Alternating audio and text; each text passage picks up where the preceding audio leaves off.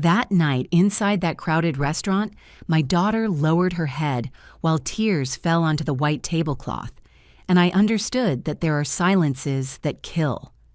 My name is Nancy Caldwell. I am 58 years old. I am a mother. I was a wife. And for a long time, I believed that keeping the peace in the family was the most important thing in the world. But that night, something broke inside me. It all started with a reservation, a family dinner to celebrate my grandson's birthday. It was one of those fancy downtown restaurants with linen tablecloths and lit candles at every table. My daughter Emily had insisted that we all go together, her husband Michael, his parents, and me. Since I became a widow 3 years ago, Emily always worries about including me.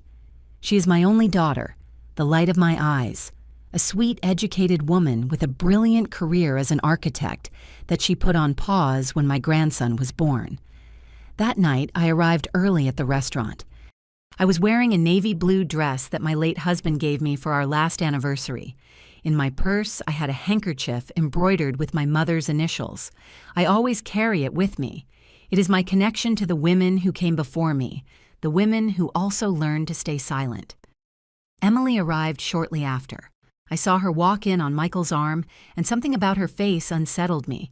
She was smiling, yes, but it was that tense smile that a mother recognizes from miles away. She was wearing a long-sleeved sweater, despite the heat of May. "Mom," she greeted me with a kiss on the cheek. Her lips were trembling. "Daughter, are you okay?" "Sure, Mom, just tired." Michael greeted me with that cold politeness that had always seemed strange to me. A handsome man, from a good family, successful engineer, the kind of son-in-law any mother would approve of. Or so I thought. Then Michael's parents arrived. Mr. Robert, a heavy-set man in his 60s with a raspy voice and rough manners. And Mrs. Linda, quiet always 2 steps behind her husband, with her gaze lost somewhere indefinite. We sat down. We ordered dinner. Everything was going normally until Emily made a mistake so small, so insignificant that it shouldn't even be called that. She ordered red wine instead of white. "Emily," Michael said with that controlled voice that freezes the blood, "you know perfectly well that I ordered fish. Red wine does not go with fish." "Sorry, honey, I didn't think." "You never think." The waiter stood paralyzed with the glass in his hand. "It doesn't matter," I intervened. "We can change it, right?" Mr. Robert let out a dry laugh. "Leave it alone, Nancy. Michael is right. Women today don't even know how to order a glass of wine." I swallowed hard. Emily lowered her gaze, and that was when I saw something that froze my soul. As she reached out to take the bread, Emily's sweater sleeve rode up just a few inches. Just enough. On her wrist, there were marks. Yellowish bruises trying to heal. Fingerprints. My heart stopped beating for a second. Emily. She pulled her sleeve down, immediately covering herself with pleading eyes. "It is nothing, Mom." But I knew. A mother always knows. The dinner continued amidst forced conversations. I barely tasted a bite. I watched. Every gesture Michael made toward my daughter, every time she shrank slightly when he got too close, every cutting word disguised as a joke. And then the moment arrived. The waiter brought the wrong dessert to the table. A simple mistake. Cheesecake instead of tiramisu. Michael called the waiter with a snap of his fingers. "Is this how you work here? My wife ordered tiramisu." "Honey, it doesn't matter," Emily whispered. "I can eat cheesecake." "It does matter." Michael's voice rose in tone. "Are you always going to be this settled?" "Michael, please, you always embarrass me." And then it happened. In a quick, brutal movement, Michael reached out and grabbed Emily by the hair. He pulled her head back with force. The entire restaurant went silent. My daughter did not scream. She only let out a choked whimper while tears began to roll down her cheeks. And in that terrifying silence, Mr. Roberts' voice was heard. Strong, clear, applauding. "That is how it is done, son. That is how it is done. She has to know her place." Emily lowered her head. Her shoulders were shaking. Mrs. Linda looked at her plate as if nothing was happening, and I felt something inside me break, something that had been cracking for years. While I watched my daughter become smaller, more silent, more absent, my hands trembled on the table. My blood turned to ice. And then I did something. I stood up. Before I tell you what I did that night, I need you to understand something. I need you to know the Emily I raised, because what I saw in that restaurant was not my daughter. It was a shadow, a ghost of the brilliant woman she had been. Emily was born on a spring morning 32 years ago. She came into the world crying loud with her fists closed as if she already knew that life requires fighting. My husband Edward took her in his arms and told me, "This girl is going to change the world, Nancy. I can see it in her eyes." And he was right. Emily was always a curious girl, intelligent, persistent, the kind who takes toys apart to understand how they work, the kind who asks 1,000 questions and doesn't settle for vague answers. I remember at 8 years old, she built a birdhouse with pieces of wood she found in the garage. It wasn't perfect, but it had a solid roof and firm walls. "See, Mom," she told me proudly, "birds also need a safe place." She grew up loving architecture. She spent hours drawing houses, buildings, bridges. She said she wanted to create spaces where people felt protected, where they could breathe. She studied on scholarships. She graduated with honors. She got a job at one of the most prestigious firms in the city. She earned her own money. She had her own apartment, her own life. She was independent. She was happy. She was free. And then she met Michael. At first, everything seemed perfect. He was attentive, detail-oriented, polite. He arrived with flowers.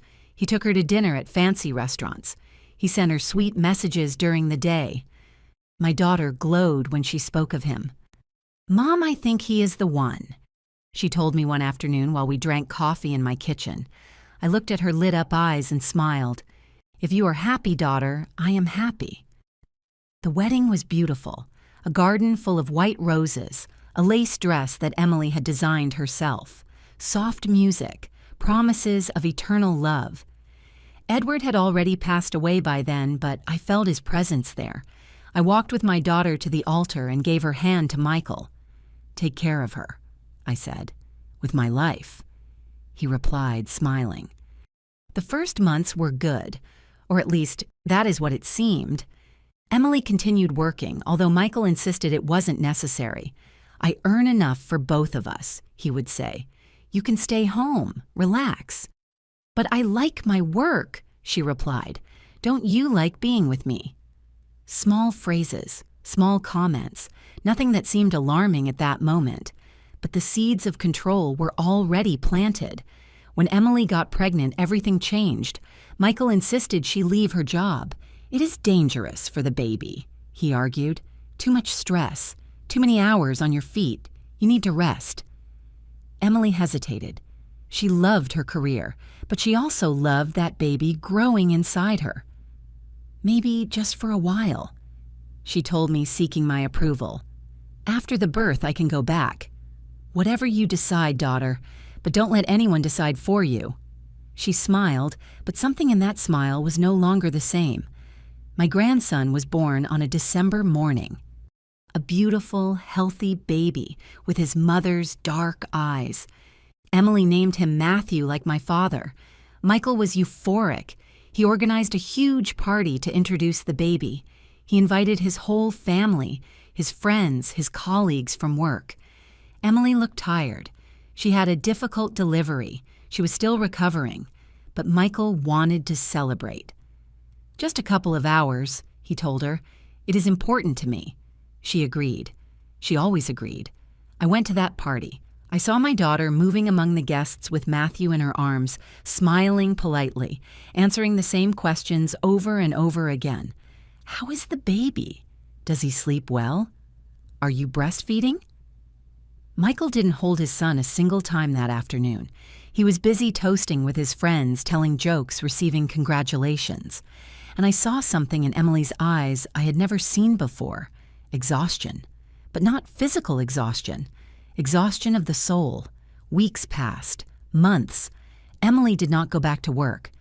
Michael said Matthew needed her at home, that a mother shouldn't leave her son with strangers, that she had studied so much, worked so much that she deserved to rest. Besides, he added, I earn enough. You don't need to work. Emily stopped mentioning her job. She stopped drawing. She stopped talking about her dreams. When I visited her, she was always cleaning something, cooking, organizing, taking care of Matthew. The house was spotless, too spotless. How are you, daughter? I would ask her. Fine, Mom.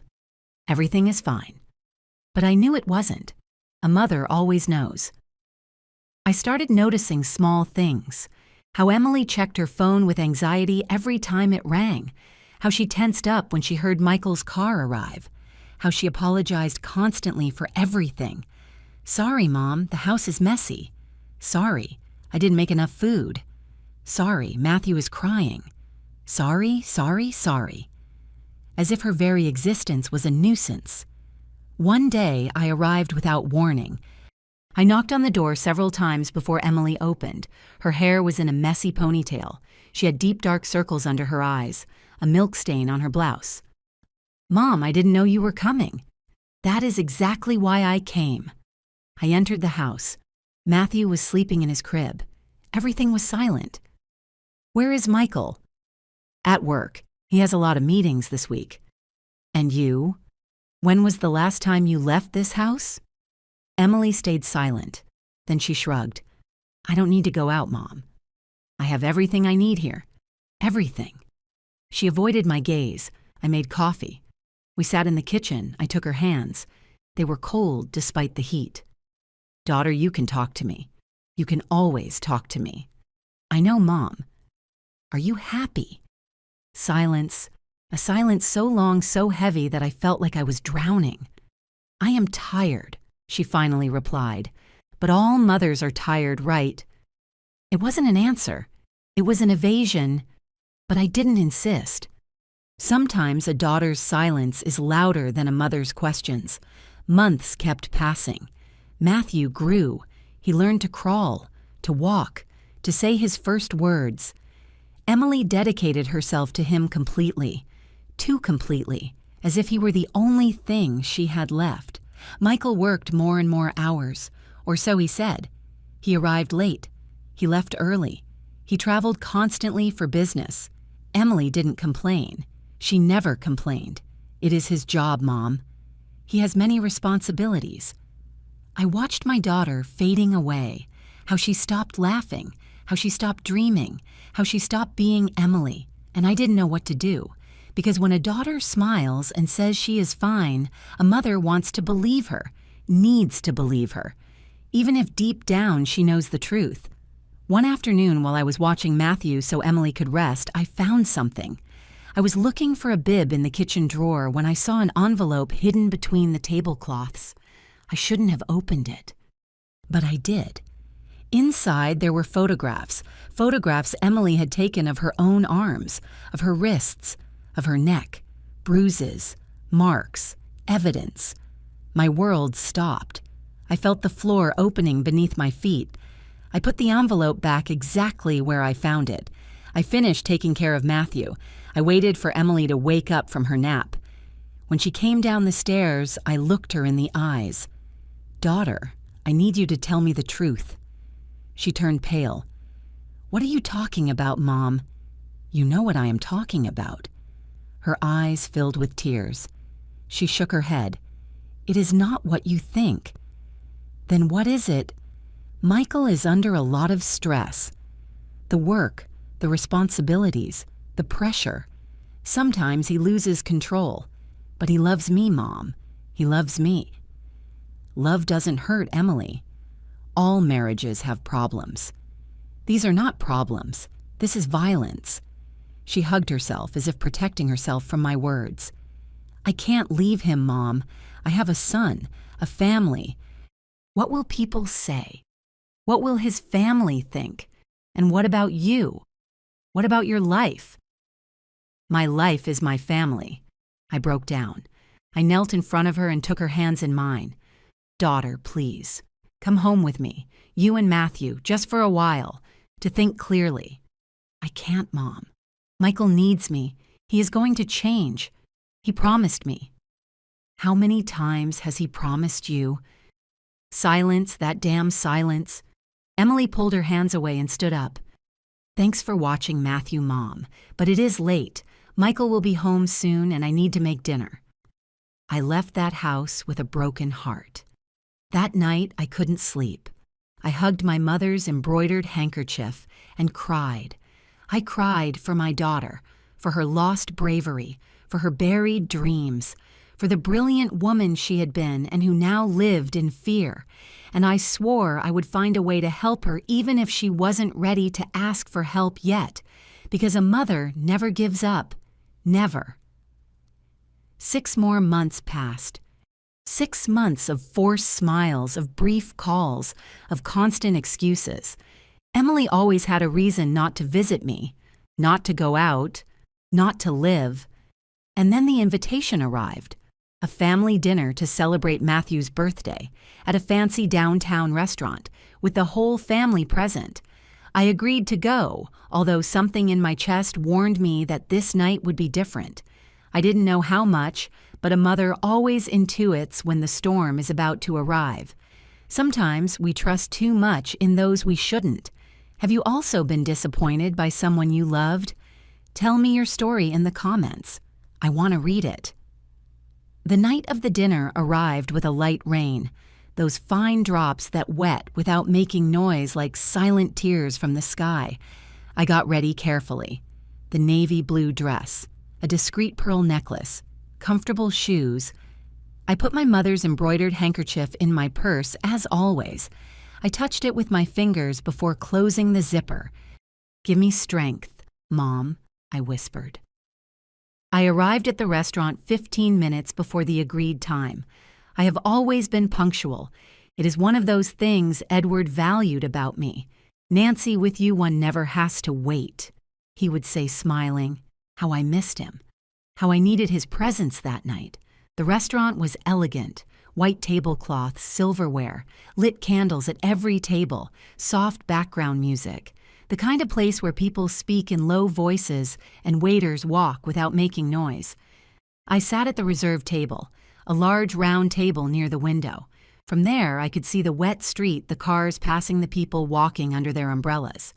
I asked for a glass of water and waited. Emily arrived shortly after. I saw her walk in on Michael's arm and something in my stomach tightened. She was wearing a beige dress with small flowers, discreet. Almost childish. It wasn't her style. Emily had always preferred strong colors, modern designs, clothes that spoke of her personality. But that woman, walking toward me, seemed to want to disappear. Her hair was pulled back in a low bun without a single strand out of place. Her makeup was perfect but excessive, as if she was trying to cover something. And her eyes were dull. Mom, she greeted me with a kiss on the cheek. She smelled of expensive perfume and fear. Daughter, so good to see you. I hugged her. I felt her bones too pronounced under the dress. She had lost weight. Where is Matthew? I asked. With a nanny, Michael answered before she could speak. This is an adult dinner. The boy would be restless. I didn't say anything, but it seemed strange to me. It was Matthew's birthday. Why celebrate it without him? Michael pulled out the chair for Emily. She sat down carefully as if every movement required permission. You look beautiful, Mom, said Emily, forcing a smile. You too, daughter. Lie. She looked tired, haggard, fragile. Michael sat next to her and immediately took out his phone. He started checking emails, answering messages, completely oblivious to our presence. Emily looked at her hands in her lap. How have you been, Mom? She asked in a low voice. Good, daughter. Busy with the garden. The roses are blooming beautifully this year. How nice you should come see them. You and Matthew. We could spend the afternoon together. She hesitated. Yes, Mom. Soon. That word that never comes. And you? How are you? Fine. Busy with the house, with Matthew? Just that. She looked at me. For a second, just a second, I saw something in her eyes. A silent plea, a stifled scream. But then Michael looked up from his phone. "Emily is perfectly fine, Nancy. She has everything she needs. A beautiful house, a healthy son, a husband who works hard to give her a good life." "I didn't doubt that, Michael." He smiled, but that smile didn't reach his eyes. Michael's parents arrived. Mr. Robert entered the restaurant as if he owned the place. Loud voice, rough manners, a presence that occupied more space than necessary. Mrs. Linda walked behind him quiet, with her gaze low, a shapeless gray dress and worn shoes. "Family," exclaimed Mr. Robert, opening his arms. Michael stood up immediately and hugged his father. Emily stood up too, but kept to the side, waiting. "Emily," said Mr. Robert, looking her up and down, "every day thinner. Does my son not feed you?" "I am fine, Mr. Robert." Fine women, always with their diets." Mrs. Linda greeted me with a nod. We all sat down. The waiter arrived with the menus. "Good evening. Can I offer you something to drink while you decide?" "Double whiskey," ordered Mr. Robert. "And bring a pitcher of water." "With ice." "For me, a white wine," said Michael. "I will have white wine, too," I added. The waiter looked at Emily. "And for you, ma'am." Emily hesitated. She looked at the menu. Then she looked at Michael. "White wine, too?" she asked, as if asking for permission. He didn't even look at her. "Whatever you want," she breathed. "Red wine, please." And there it was. That moment so small, so insignificant, so absurdly trivial. Michael looked up from his phone slowly, like a predator that has just detected movement. "Red wine." Emily blinked. "Yes? Why?" "I am going to order fish. Red wine does not go with fish." "Oh, sorry, I didn't think about that. I can change." She never thinks. The words fell like stones on the table. The waiter stood paralyzed with his pad in hand, not knowing what to do. I intervened.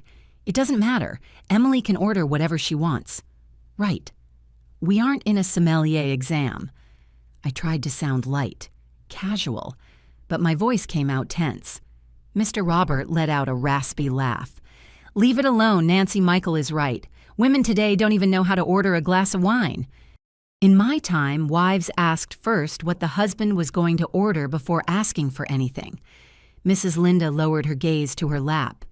Emily shrank in her chair. "Sorry," she whispered. "I will change to white wine." "Daughter, you don't have to." "White wine is fine, Mom." The waiter wrote quickly and walked away as if escaping a fire. I stayed silent. I swallowed hard. I felt my mother's handkerchief in my purse like an anchor. The conversation continued. Mr. Robert talked about politics, about business, about how much he had achieved in his life. Michael nodded, commented, laughed at the appropriate moments. Mrs. Linda ate in silence. Emily moved the food on her plate without tasting a bite. I watched. I watched every detail. How Emily kept her hands on the table, visible, as if she needed to prove she wasn't doing anything wrong. How she jumped every time Michael spoke loudly. How she constantly checked her phone, anxious. And then I saw it. As she reached out to reach the breadbasket, the long sleeve of her dress rode up just a few inches. Just enough. On her wrist there were marks, bruises in different stages of healing, some yellowish, others greenish, some still purple, fingerprints, clear, unmistakable. My blood froze. Emily noticed my gaze. Immediately she pulled her sleeve, covering herself with eyes full of panic.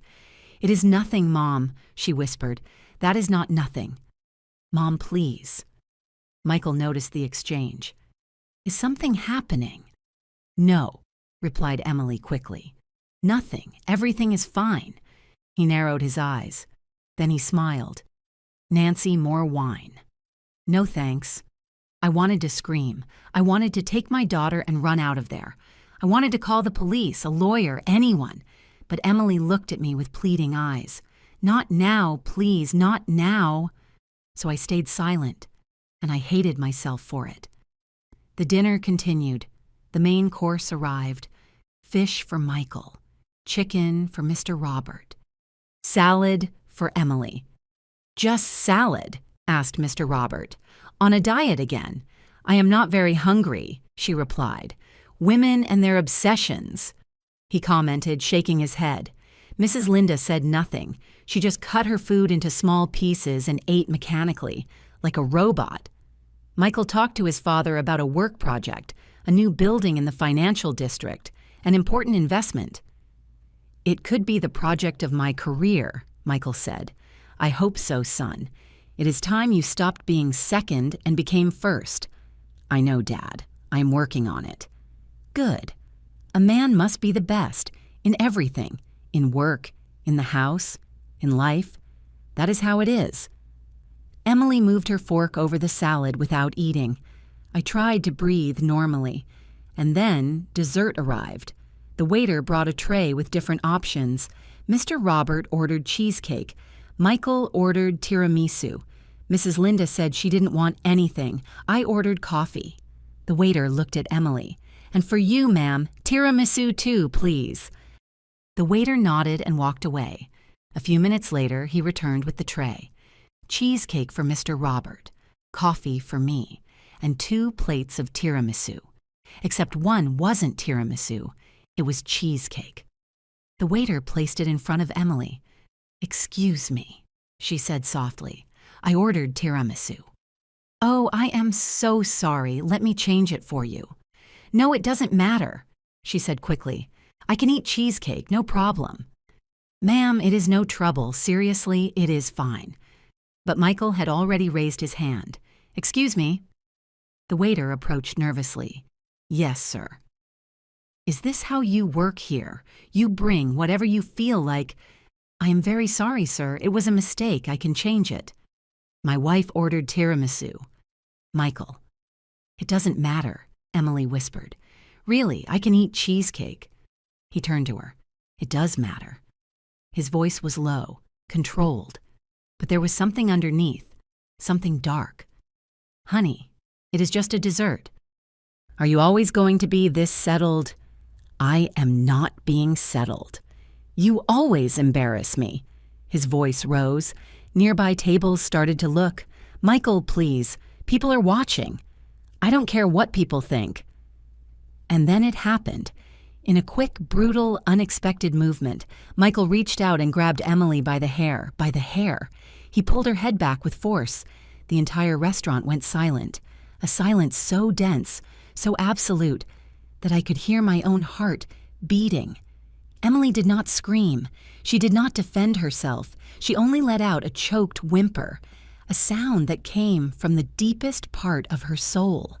While tears began to roll down her cheeks, her hands clung to the table, trembling. Her neck was twisted at an unnatural angle, and no one moved. The waiter stood paralyzed. The diners watched, but no one intervened. Mrs. Linda lowered her gaze to her plate, as if nothing was happening. And in that terrifying silence, in that moment frozen in time, a voice was heard, strong, clear, applauding. Mr. Robert. "That is how it is done, son," he shouted, hitting the table with an open palm. "That is how it is done. She has to know her place.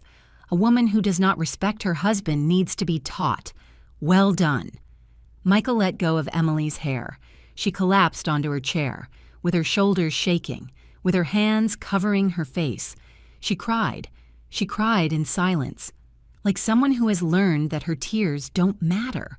And I felt something inside me break, something that had been holding me up, keeping me calm, controlled, polite, something that broke into 1,000 pieces.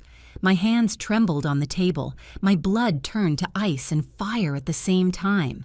I felt my mother's handkerchief in my purse. I felt Edward's presence by my side.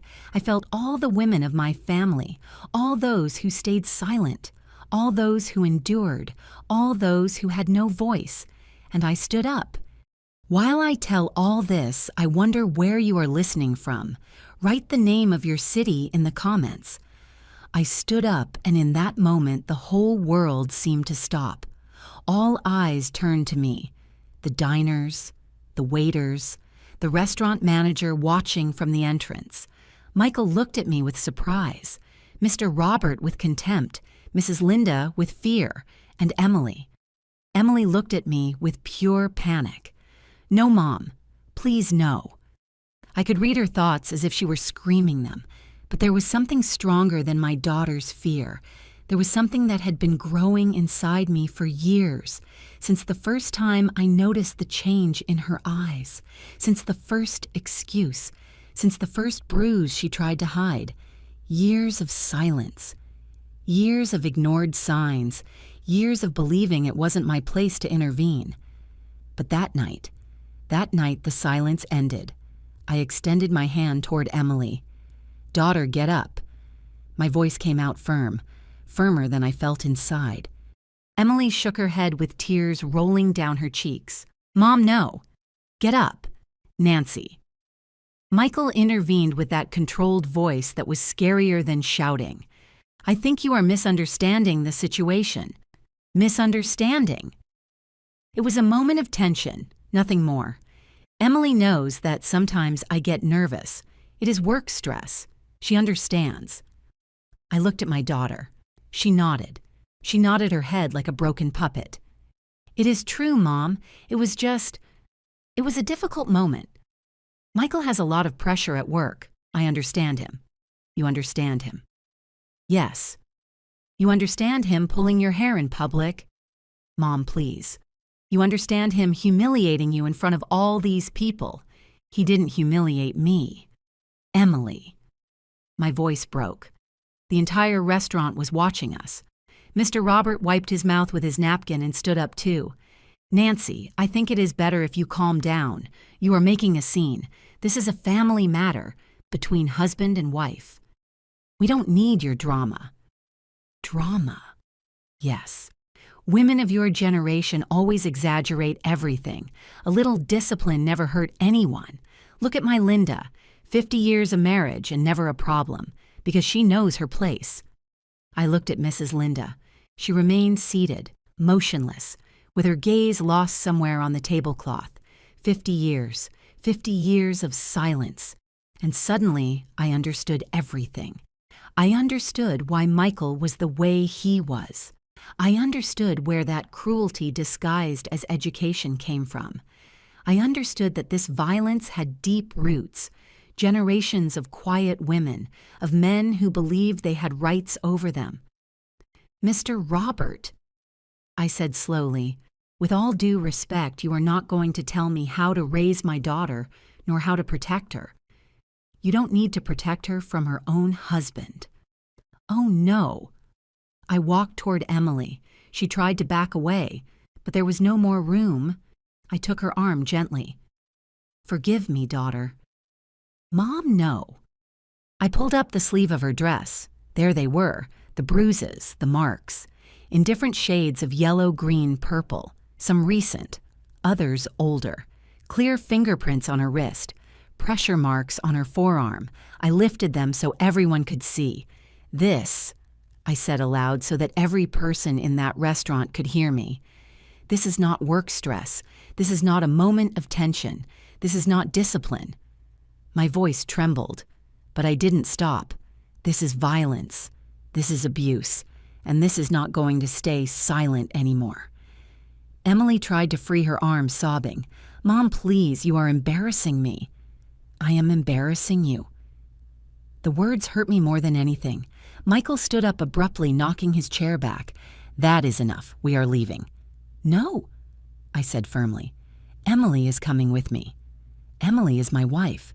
She goes where I say. Emily is my daughter, and she is not going anywhere where she is in danger." Danger? Michael let out a dry laugh. "What danger I give her a house, food, clothes, everything she needs. What else does she want? Respect, dignity, safety? I have her in a $500,000 house. That is enough respect." Mr. Robert intervened, taking his son's side. "Nancy, you are interfering in a marriage. That is not done. Couple problems are resolved at home, not in public. And when do those couple problems end? When my daughter ends up in the hospital or in the cemetery. The silence that followed was deafening. Mrs. Linda let out a choked whimper, but she didn't look up. "You are being dramatic," said Michael. "Dramatic? Look at her arm. Look at it." She fell. She fell.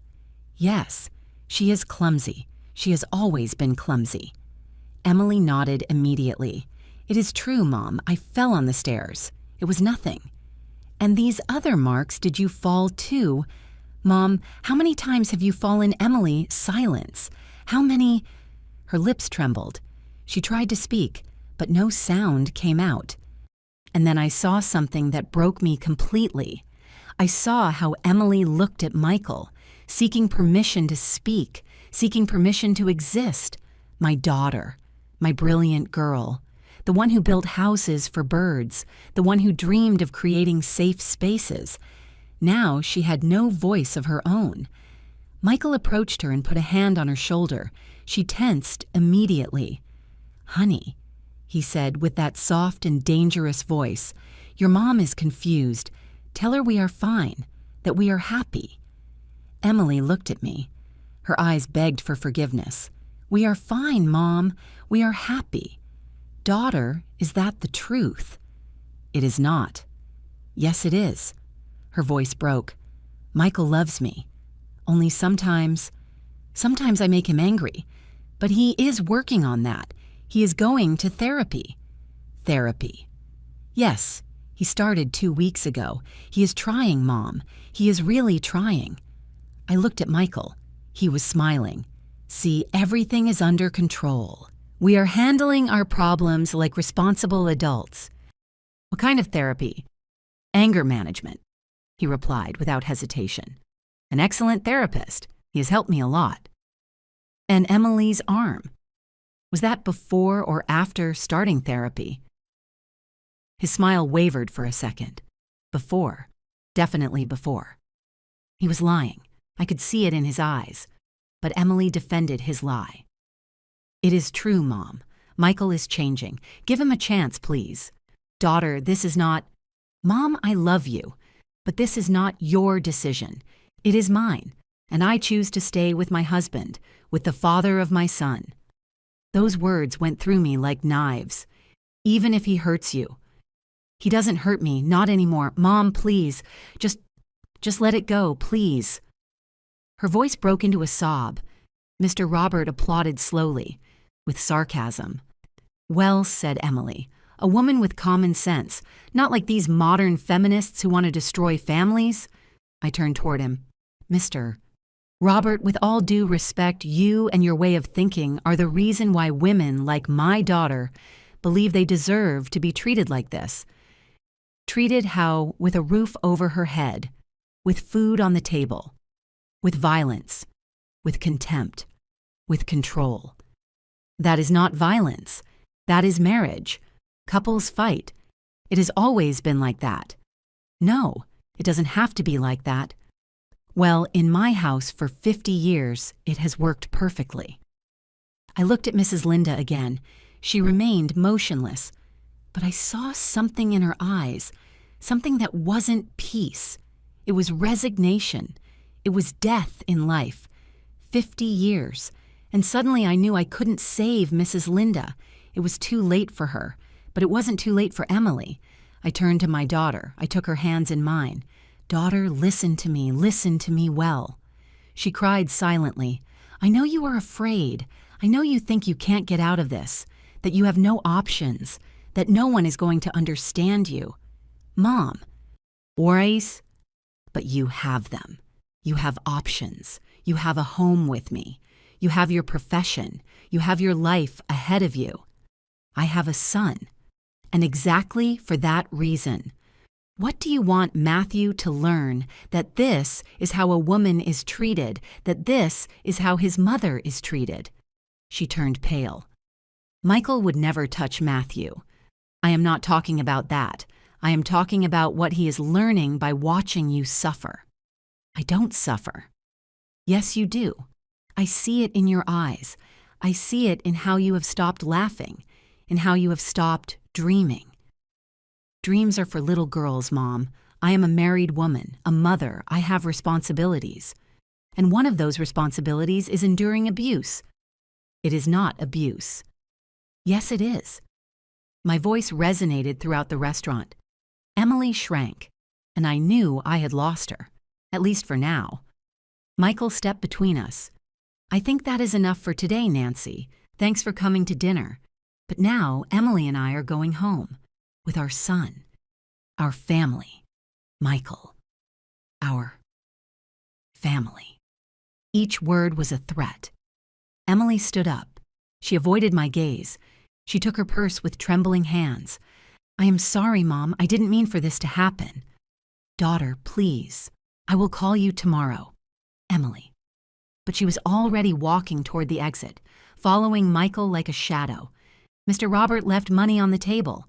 A shame you ruined a family night, Nancy. But that is how meddling mother-in-laws are. They never know when to shut up. He left without waiting for an answer. Mrs. Linda stood up slowly. For a moment, our eyes met.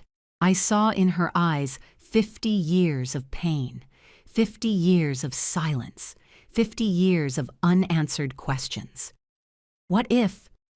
She opened her mouth as if she was going to say something, but no word came out. She just turned around and followed her husband. I stayed alone at that table, with the half-finished plates, the empty glasses, the candles burning out. The waiter approached timidly. Ma'am, are you okay? I didn't answer. I couldn't. I felt like I had just lost my daughter, that I had done everything wrong, that my intervention had only made things worse. I paid the bill. I left a tip. I left the restaurant. The rain had stopped. The air smelled of wet earth and something I couldn't name. Disappointment, maybe, or fear. I walked to my car. I sat behind the wheel without starting it. I took my mother's handkerchief out of my purse. I pressed it against my chest, and I cried. I cried for my daughter, for her lost bravery, for the dreams she had buried, for the fear that now lived in her eyes. And I cried for me, for not having seen the signs sooner, for not having acted sooner, for having trusted that a man's love would be enough to protect her. But love doesn't protect when it comes with fists. Love doesn't save when it comes with control. Love doesn't heal when it comes with fear. That night, I drove home in silence. The streets were empty. The city lights flickered like fallen stars. I arrived at my house, the house where Emily grew up, where she learned to walk, where she drew her imaginary houses on the garage walls. I entered. Everything was dark, silent, too silent. I turned on the lights. I made tea. I sat in the kitchen with my mother's handkerchief on the table. My phone rang. It was a message from Emily. Mom, I'm sorry. Please don't worry. I'm fine. I love you. I replied immediately. Daughter, my house is always open for you. Always. At any time. I love you. I saw the 3 dots indicating she was writing. Then they disappeared. There was no answer. That night, I didn't sleep. I stayed awake staring at the ceiling, wondering what else I could do. How could I save my daughter when she didn't want to be saved? How could I make her understand that she deserved more, that she deserved true love, that she deserved peace, that she deserved to live without fear? But victims of violence don't see what we see. They see hope where there is danger. They see love where there is manipulation. They see a future where there are only repeated cycles. And sometimes, as much as we want to save them, they have to reach the bottom before they can rise. They have to touch the deepest pain before finding the strength to get out. That night, watching the shadows on my ceiling, I knew the road would be long, that there would be more dinners, more lies, more bruises hidden under long sleeves. But I also knew something else. I knew I wouldn't give up, that I would stay there, that I would wait. Because a mother doesn't abandon. Never. And when my daughter was ready to ask for help, I would be there, with open arms, with a safe house, with the love that never comes with conditions. The phone vibrated again, another message from Emily. Mom, please don't call the police, please. It would only make things worse. Trust me. Michael is better, I promise. My hands trembled over the phone. Call the police, force her to leave, or wait. Trust that she would find her way, I replied. I won't call anyone without your permission, but I need you to promise me something. I need you to call me every day, just so I know you are okay. Can you do that for me? The 3 dots appeared again. This time they didn't disappear. Okay, Mom, I will call you, I promise. I closed my eyes. It wasn't enough, but it was something. A thin thread that kept us connected. A thread I wouldn't let go of for anything in the world, even if I had to wait years, even if I had to watch my daughter suffer, even if I had to bite my tongue 1,000 more times. I wouldn't let go, because that is what mothers do. They hold the thread. Even when everything else breaks, I still ask myself if I did the right thing. And you, what would you have done in my place? The days that followed were the longest of my life. Every morning I woke up with a tight heart, checking my phone, immediately waiting for Emily's message. Sometimes it arrived early, at 7 in the morning. Good morning, Mom. Everything good? I love you. Other times it arrived late, at 11, at noon, and I spent those hours in agony, imagining the worst. Would she be okay? Had he hurt her again? Had he crossed that line from which there is no return? The messages were always short, dry, without life, as if she wrote them with Michael looking over her shoulder, and that was probably the case.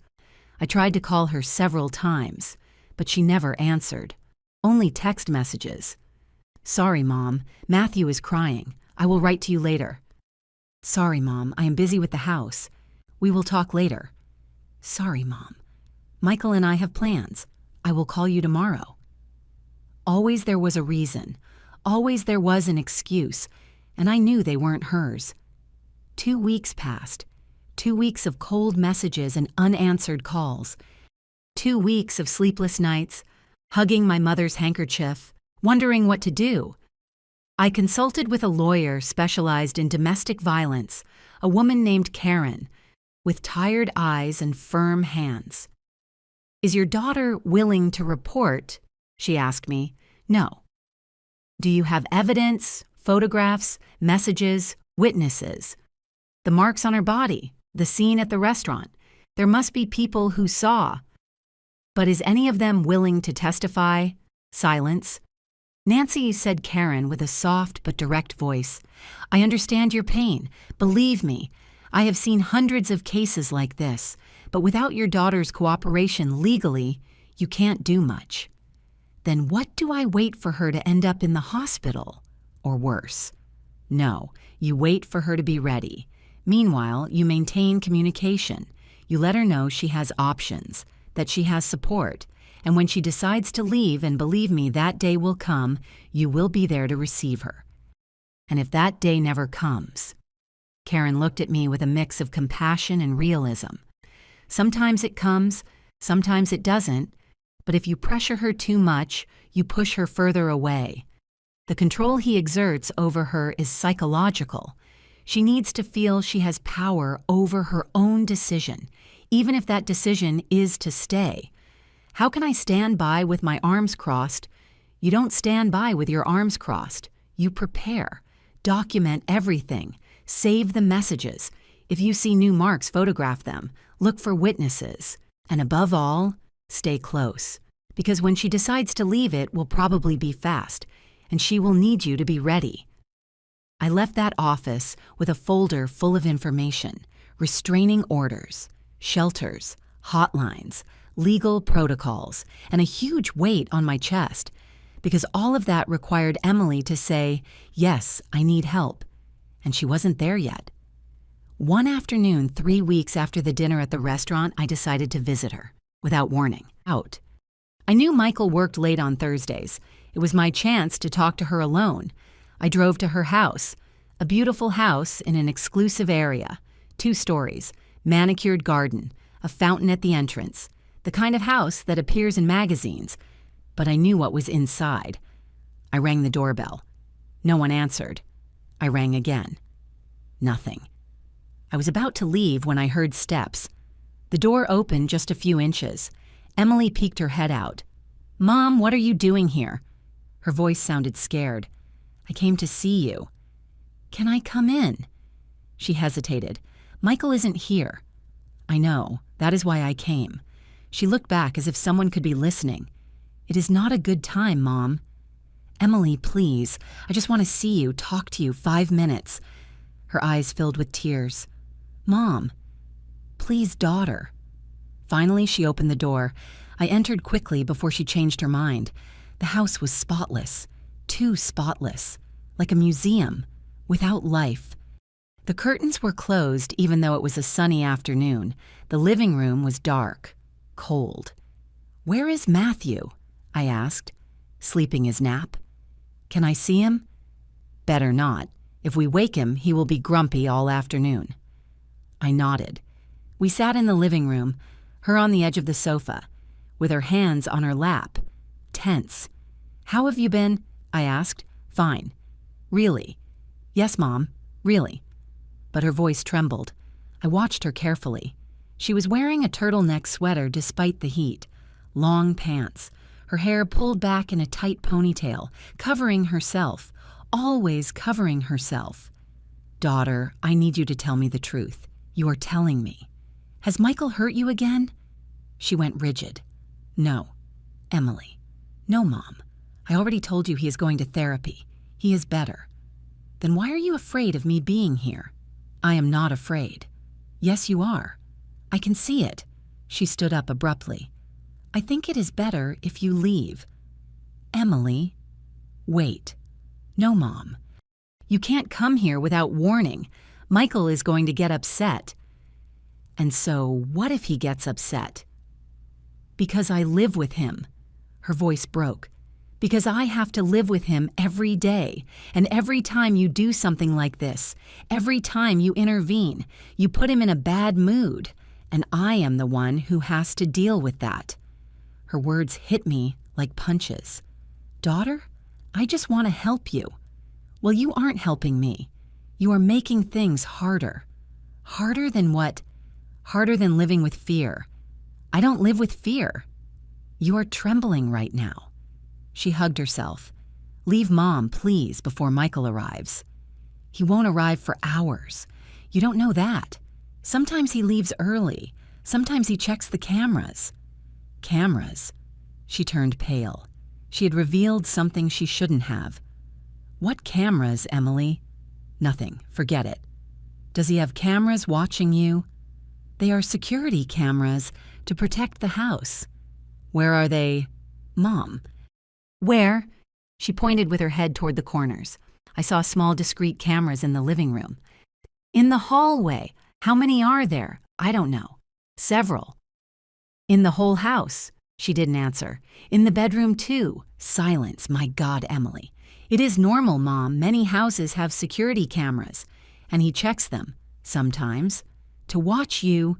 To protect us. That is not protection. That is control." "Enough," she shouted. "Enough of telling me how my marriage is." "You don't understand anything." Her scream woke Matthew. We heard his crying from upstairs. Emily put her hands to her face. "Look what you did. You woke him up." "Daughter." "Leave, please. Just leave." She ran up the stairs. I stood there, standing in that dark living room, looking at the cameras in the corners, small eyes watching every movement. I felt nauseous. My daughter lived in a beautiful prison, with glass walls and invisible bars, but a prison nonetheless. I heard her voice upstairs calming Matthew, that sweet voice she used with her son. The only time she sounded like the Emily I knew, I wanted to go up, hug her, take her out of there by force. But Karen's words resonated in my head. If you pressure her too much, you push her further away. So I did the hardest thing I have had to do in my life. I left. I walked out of that house. I walked to my car. I sat behind the wheel, and I cried. I cried with rage, with helplessness, with a pain so deep I felt it splitting me in two. My phone rang, a message from an unknown number. I opened it. It was a video from the security cameras of Emily's house. It showed me, sitting in the living room, crying, and below, a message from Michael. "Nancy, I appreciate you worrying about your daughter, but these unannounced visits upset Emily. They make her nervous. They cause her stress. For the sake of her mental health, I ask that you only come when we invite you. I hope you understand. Regards." I felt my blood freeze. He was watching me. He knew exactly when I had arrived, how long I had been there, what I had said, and he was threatening me, subtly, politely, but threatening me nonetheless. I didn't reply. I deleted the message, but I couldn't delete the fear. I drove home on autopilot, my mind racing at 1,000 kilometers per hour. I arrived. I locked the door. I closed all the curtains. I sat in the kitchen with my mother's handkerchief in my hands. "What do I do, Mom?" I whispered. "What do I do when my daughter is trapped and I can't get her out?" The silence was my only answer. That night, I researched surveillance cameras, coercive control, technological abuse. I found articles, testimonies, stories of women who lived, watched 24 hours a day, who couldn't go out without permission, who couldn't talk to anyone without being heard. And all stories ended in two ways. Either they managed to escape, or they ended up dead. There was no middle ground. The following days were hell. Emily kept sending her daily messages, but now I knew that probably Michael read them before me. I tried to call her several times. She never answered. I sent her messages asking if we could meet in some public place, at a cafe, at the park. "Not now, Mom. Matthew is sick." "Not now, Mom. I have things to do." "Not now, Mom. Michael and I have couples therapy." Always there was a reason. 1 week later, I received a call from an unknown number. I answered with a racing heart. "Hello, Nancy Caldwell." It was a woman's voice, young, nervous. "Yes, it is me. Who is speaking?" "My name is Jessica. I was Matthew's nanny." My pulse skyrocketed. Yes, Michael fired me a week ago." "Why?" She hesitated. "Because I saw something I wasn't supposed to see." "What did you see?" "I can't talk on the phone. Can we meet? I have something to show you." Yes, of course." "Where?" We agreed to meet at a coffee shop on the other side of town, far from the area where Emily lived. I arrived half an hour early. I ordered a coffee I didn't drink. I just waited, with my stomach in a knot. Jessica arrived on time, a girl in her 20s, thin, with brown hair and a braid. She seemed scared. She sat in front of me and looked around before speaking. "Thanks for coming," she said in a low voice. "Thanks to you for calling me. How did you get my number?" "Emily gave it to me months ago. She told me if anything ever happened, anything serious, to call you." My heart stopped.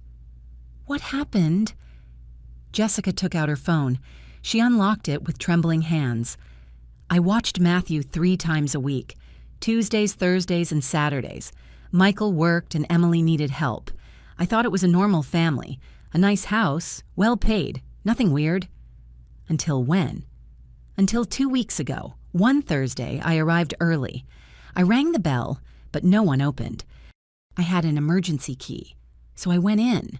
I heard voices upstairs, screams." Her voice broke. It was Michael, yelling at Emily, horrible things, telling her she was useless, that she was good for nothing, that any other woman would do a better job than her, and Emily was crying. She was asking for forgiveness, over and over again. Sorry, sorry, sorry. Tears started to roll down my cheeks. "I went up the stairs," continued Jessica. "I shouldn't have, but I was worried. The bedroom door was open, and I saw it." "What did you see?" She showed me her phone. It was a photograph, blurry, taken quickly, from the hallway, but clear enough. Michael had Emily against the wall, one hand on her throat, the other raised, ready to strike. Emily had her eyes closed, hands raised in defense, and in the corner of the room, sitting on his little bed, was Matthew, watching, just watching, A 3-year-old boy witnessing his father abuse his mother. I felt the world stop. "Did he see you?" I asked with a trembling voice. "Yes, he saw me take the photo. He let go of Emily immediately. He came down the stairs as if nothing had happened.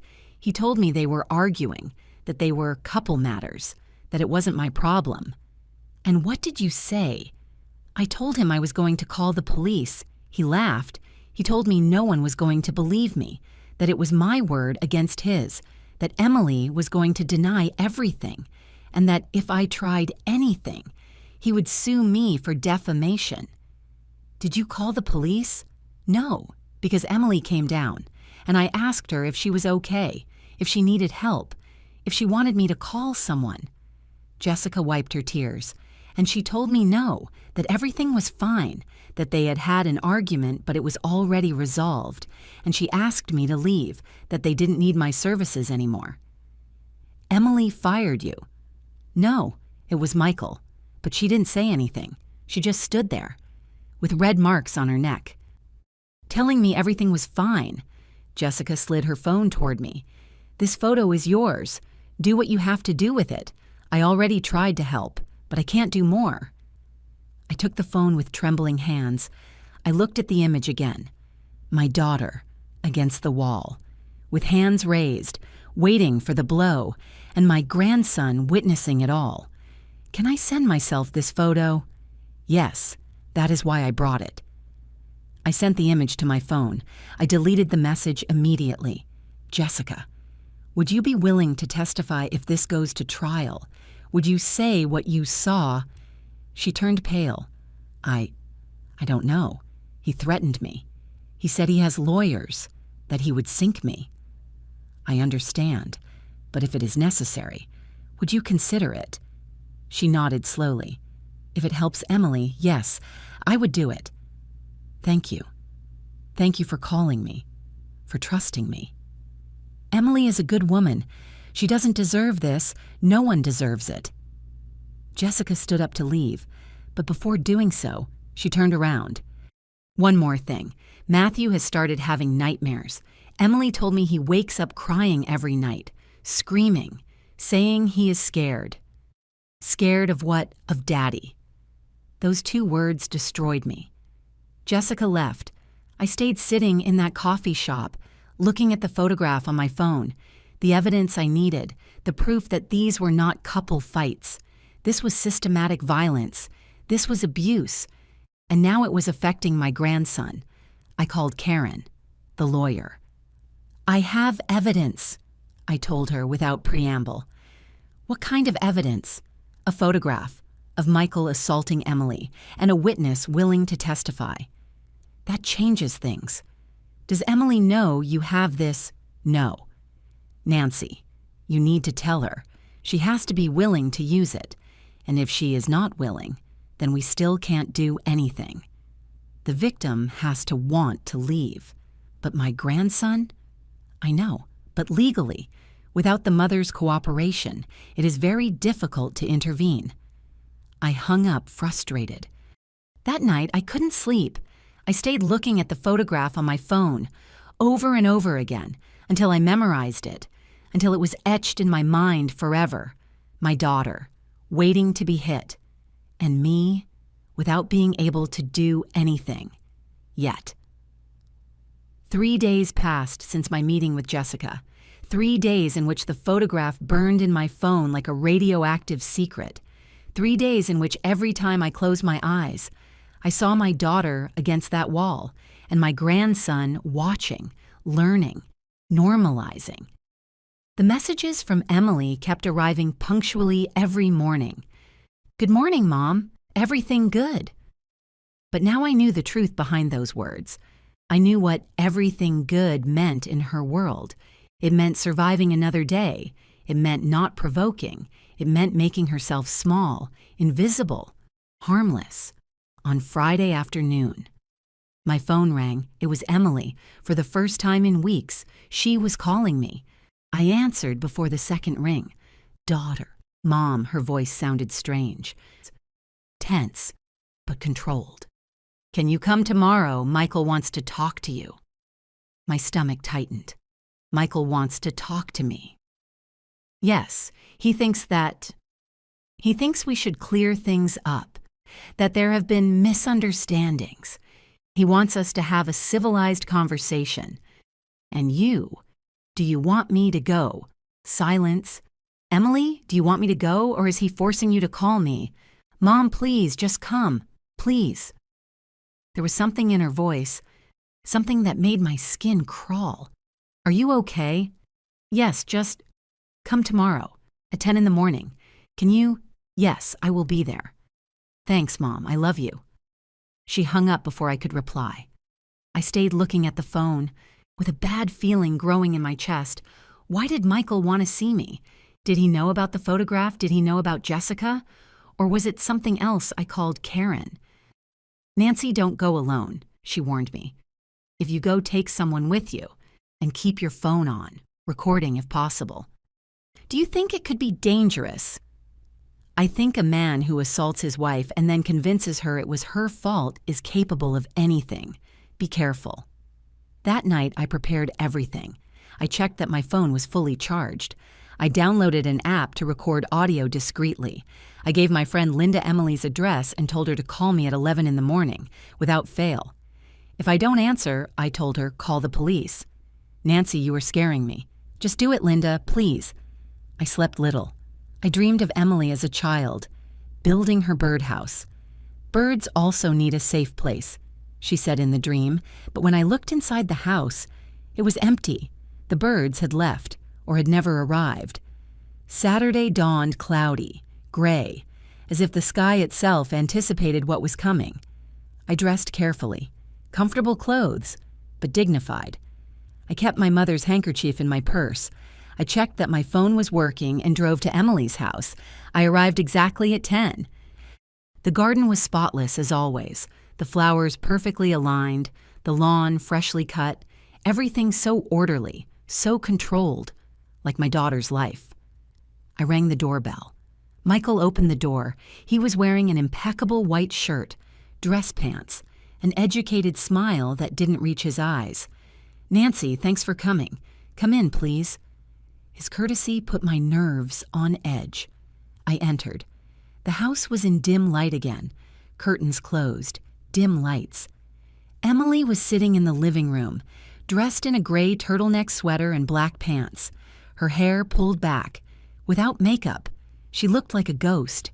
Hi, Mom, she said without getting up. Daughter. I sat in front of her. Michael sat next to her, too close, with a possessive hand on the back of the sofa, behind Emily's shoulders. Where is Matthew? I asked. With my parents, Michael replied. We thought it was better to have this conversation without distractions. I nodded slowly. I discreetly activated the recording on my phone inside my purse. Well, said Michael, crossing his legs with a studied calm. Nancy, we called you because I think there has been a series of misunderstandings between us. Misunderstandings. Yes, I know what you saw at the restaurant worried you, and I understand why. From the outside, it could look bad, but appearances deceive. It didn't look like an appearance. It looked like violence. It was an unfortunate moment. I was under a lot of stress. Emily and I had argued all week about various issues, and I exploded. I admit it, but I have been working on that. That is what they told me. Do you see, I am aware of my problems. I am going to therapy.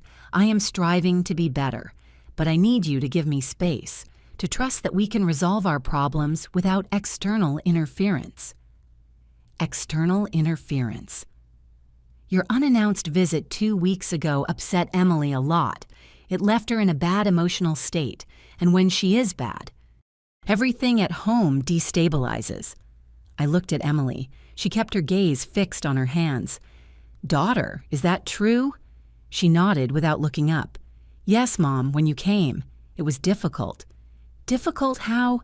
Michael got upset. We argued. It was complicated. Did he hurt you? Mom. Answer the question, Emily. Michael intervened with a firm but controlled voice. Nancy, These accusations are very serious and very unfair. I would never intentionally hurt Emily. She is my wife, the mother of my son. I love her. Love leaves no marks. The marks you saw were from an accident. An accident. Yes, Emily slipped on the stairs. She grabbed the railing and got those bruises. That is not true. Yes, it is, said Emily quickly. I slipped. It was my fault. I was wearing socks and the floor was freshly waxed. Daughter, please, don't lie to me. I am not lying to you. Her voice broke. Tears started to fall. Michael put a hand on her shoulder. She tensed, but didn't move. See, Nancy, your accusations hurt her. They make her feel you don't trust her, that you think she is incapable of taking care of herself. I don't think that. I think she is in danger. Danger. Michael let out a dry laugh. Look around you. This house is worth over $1 million. Emily has everything she needs: clothes, food, safety. I work 60 hours a week to give her this life. Does that seem like danger to you? Danger is not always economic. Then what is it? Psychological, emotional, Nancy. Emily is fine. She is happy. She has a family. Why do you insist on creating problems where there are none? Because I saw the bruises. Because I saw how you pulled her by the hair. Because I saw the fear in her eyes. The fear of you, of your judgments, of your intrusion. His words were like slaps. I looked at Emily. Is that true? Are you afraid of me? She sobbed in silence. I just want my family to be in peace, Mom, just that. And is it in peace? Silence. Michael stood up, walked to the window with hands in pockets. When he spoke, his voice was harder. Nancy, I am going to be very clear with you. I appreciate that you love your daughter, but you are interfering in my marriage. You are causing problems, and I need you to stop. Or what? He turned slowly. Or I am going to have to take legal measures to protect my family. Are you threatening me? I am informing you. If you continue harassing Emily, if you continue visiting without permission, if you continue spreading rumors about me, I am going to request a restraining order. A restraining order against her mother. If necessary, yes, for the emotional well-being of Emily and Matthew. This is ridiculous. Is it? You have a history of unsolicited visits, of constant calls, of disturbing messages. A judge could see it as harassment. I am her mother, and I am her husband. Legally, I have more rights than you over the decisions of this family. Rage boiled inside me, but I knew I had to stay calm.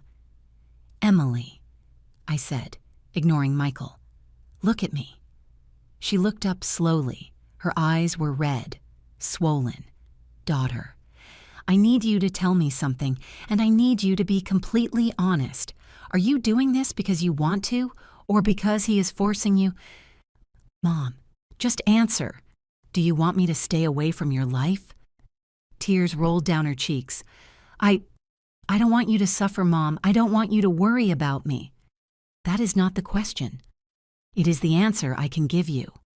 Her voice broke into a desperate scream, and in that scream I heard everything. I heard the fear.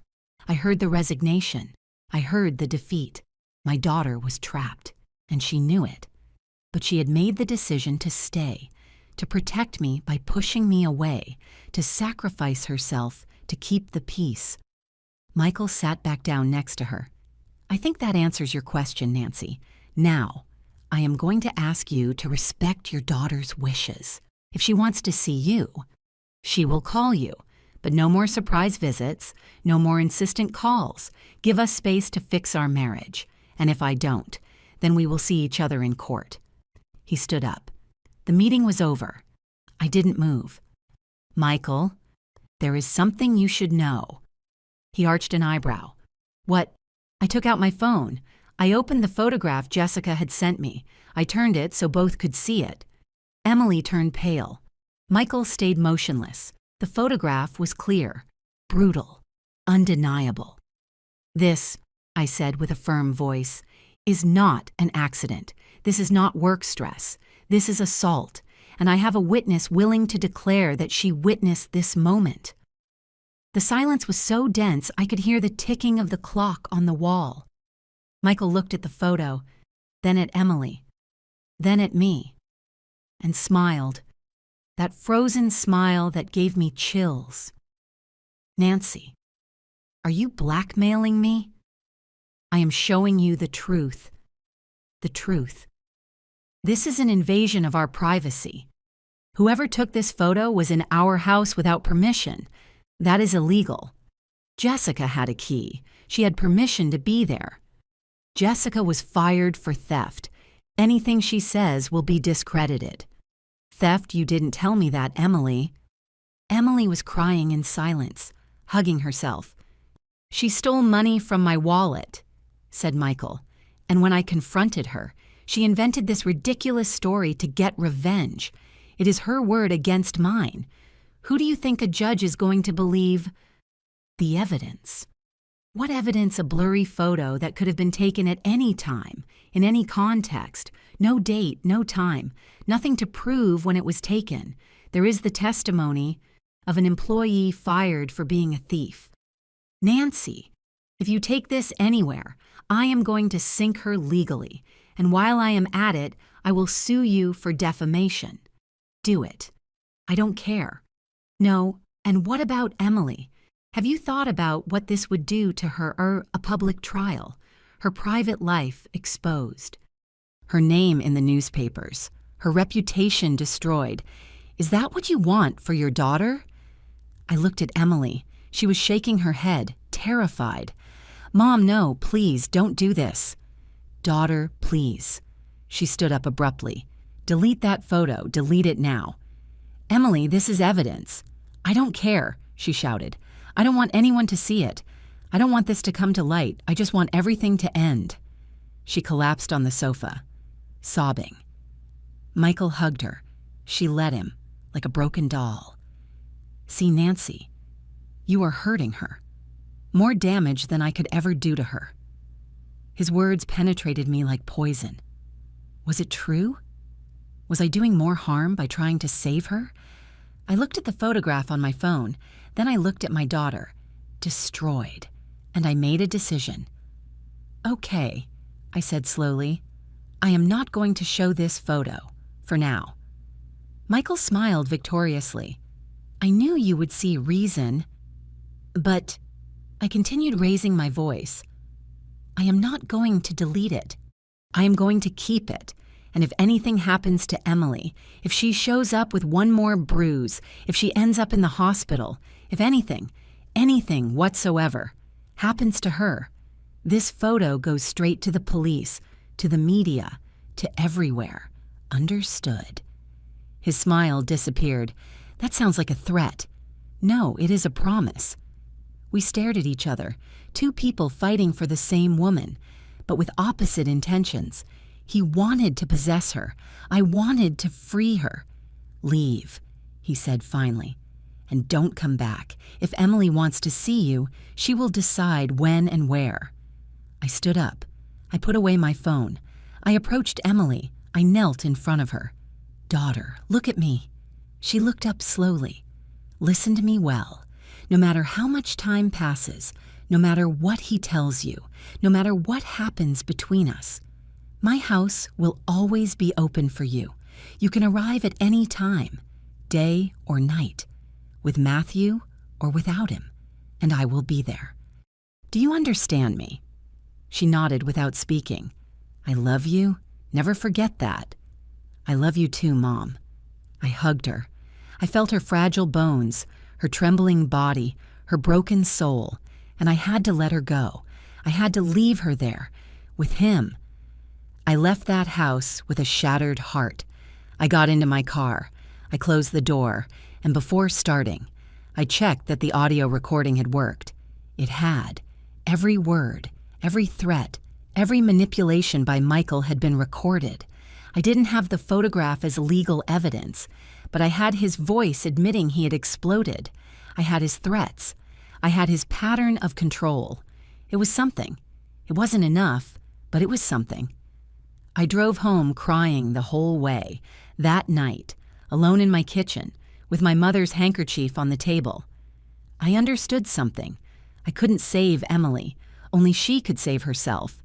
I could only be ready for when she made that decision. And meanwhile, I had to trust. Trust that the girl who built birdhouses was still in there.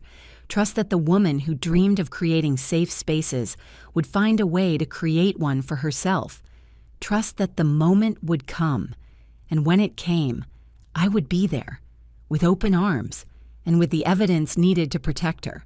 The months that followed were the darkest of my life. After that meeting, Emily stopped answering my messages with the same frequency, sometimes 2. 3 days passed without news. When she finally wrote, they were even colder messages, more distant. "Hi, Mom. All good. Can't talk now. Busy." And I knew Michael was cutting the last threads that united us, isolating her, separating her from everything that could give her strength to leave. I tried calling her. The messages went straight to voicemail. I tried visiting her. No one opened the door. It was as if my daughter had vanished, as if I had lost her even though she was still alive. December arrived with cold and rain. The holidays were approaching. Christmas, New Year's, dates we used to spend together. I sent a message to Emily. "Daughter, I would love for you to come to dinner on Christmas Eve. You, Michael, and Matthew. I will make your favorite dish, please." 2 days passed before she replied. "Thanks, Mom, but we already have plans with Michael's family. Maybe New Year's." New Year's arrived. She didn't come. She didn't call. Only a text message at 11 at night. "Happy New Year, Mom. I love you." I spent midnight alone. With a glass of wine I didn't drink, looking at old photos of Emily as a child, laughing, Emily as a teenager, graduating, Emily as an adult, at her wedding, radiant. At what moment had everything broken? At what moment had I lost my daughter? January brought a biting cold, and with it, a call that would change everything. It was a Tuesday afternoon. I was in the garden, pruning the roses Emily loved. My phone rang, unknown number. I almost didn't answer. But something made me pick up the phone. "Hello." Nancy Caldwell. It was a woman's voice, professional, serious. "Yes, it is me. This is Dr. Stevens from General Hospital. Your daughter Emily was admitted this morning." The world stopped. "What? She is stable, but we need you to come as soon as possible." "What happened? Is she okay?" "My grandson. The boy is fine. He is with social services temporarily, but we need to speak with you. Can you come now?" Yes, I am coming." I dropped the pruning shears. I ran to my car. I drove with my heart in my throat. General Hospital, floor 3, room 312. I ran up the stairs because the elevator was too slow. I arrived panting at the nursing station. "Emily Caldwell. I am her mother." The nurse looked at me with compassion. "Room 312. Dr. Stevens is waiting for you." I walked down that white and cold hallway as if walking through a nightmare. Outside the room, a woman in a medical coat was reviewing a file. "Dr. Stevens." She looked up. 50-something years old, gray hair pulled back, tired eyes, but kind. "Mrs. Caldwell." "Yes, what happened? Where is my daughter?" "She is asleep. We gave her sedatives. She was very upset when she arrived." "What happened to her?" The doctor guided me to a small private waiting room. She closed the door. "Your daughter arrived this morning at the emergency room. The neighbors brought her. They say they heard screams. When they went out to check, they found her in the garden, barefoot, with her son in her arms, bleeding. My God. She has a fracture in her left wrist, contusions on her face, bruises all over her body, some recent, others from weeks ago, and..." The doctor hesitated. "And what? Marks on her neck. Someone tried to strangle her." I felt the floor disappearing under my feet. He tried to kill her. I can't make legal speculations, but yes, the marks are consistent with manual strangulation. Another minute more and... She didn't finish the sentence. Tears began to roll down my cheeks. Can I see her? Yes. But she is asleep.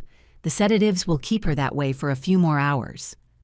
I entered the room, and there was my daughter, in a hospital bed, connected to monitors, with bandages on her wrist, her face swollen, with purple and yellow bruises, a neck brace protecting her neck. She looked so small, so fragile, so broken. I sat next to her. I took her right hand, the one that wasn't hurt, with infinite care. "Daughter," I whispered, I am here now." She didn't respond. She only breathed slowly, deeply, lost in induced sleep. I stayed there, holding her hand, crying in silence. Hours later, Dr. Stevens returned. "Mrs. Caldwell, there is something else you need to know." "What?" "Your daughter is pregnant, 8 weeks approximately." The shock was like a physical blow. "Pregnant?"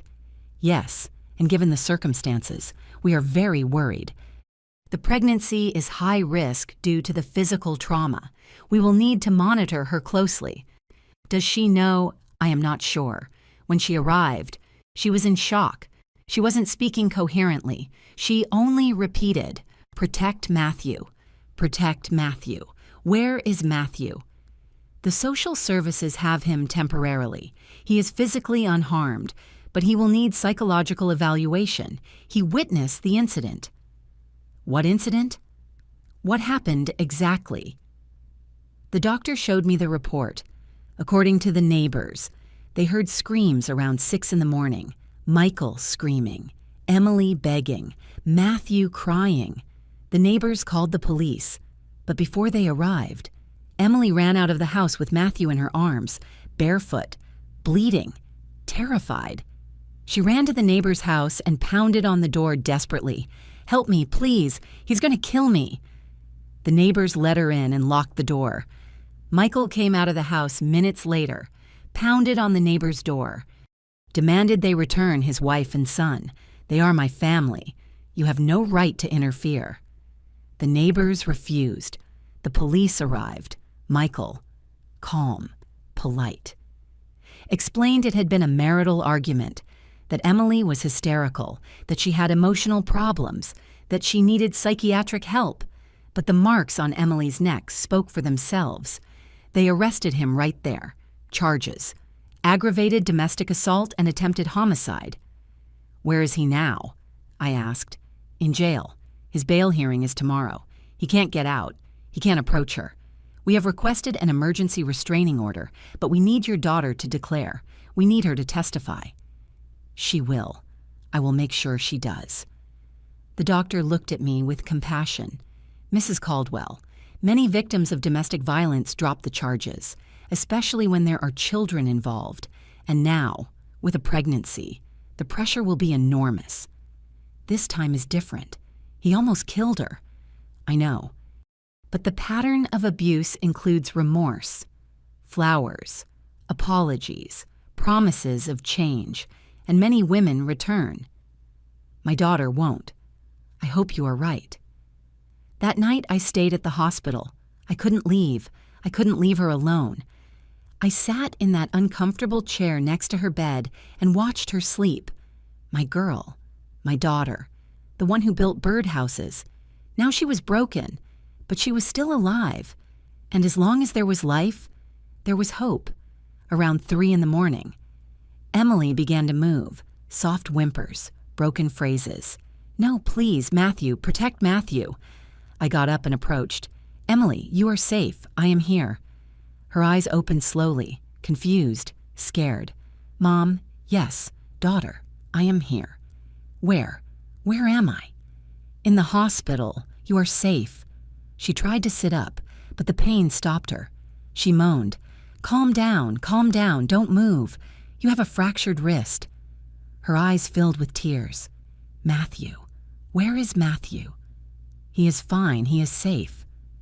Social services are taking care of him."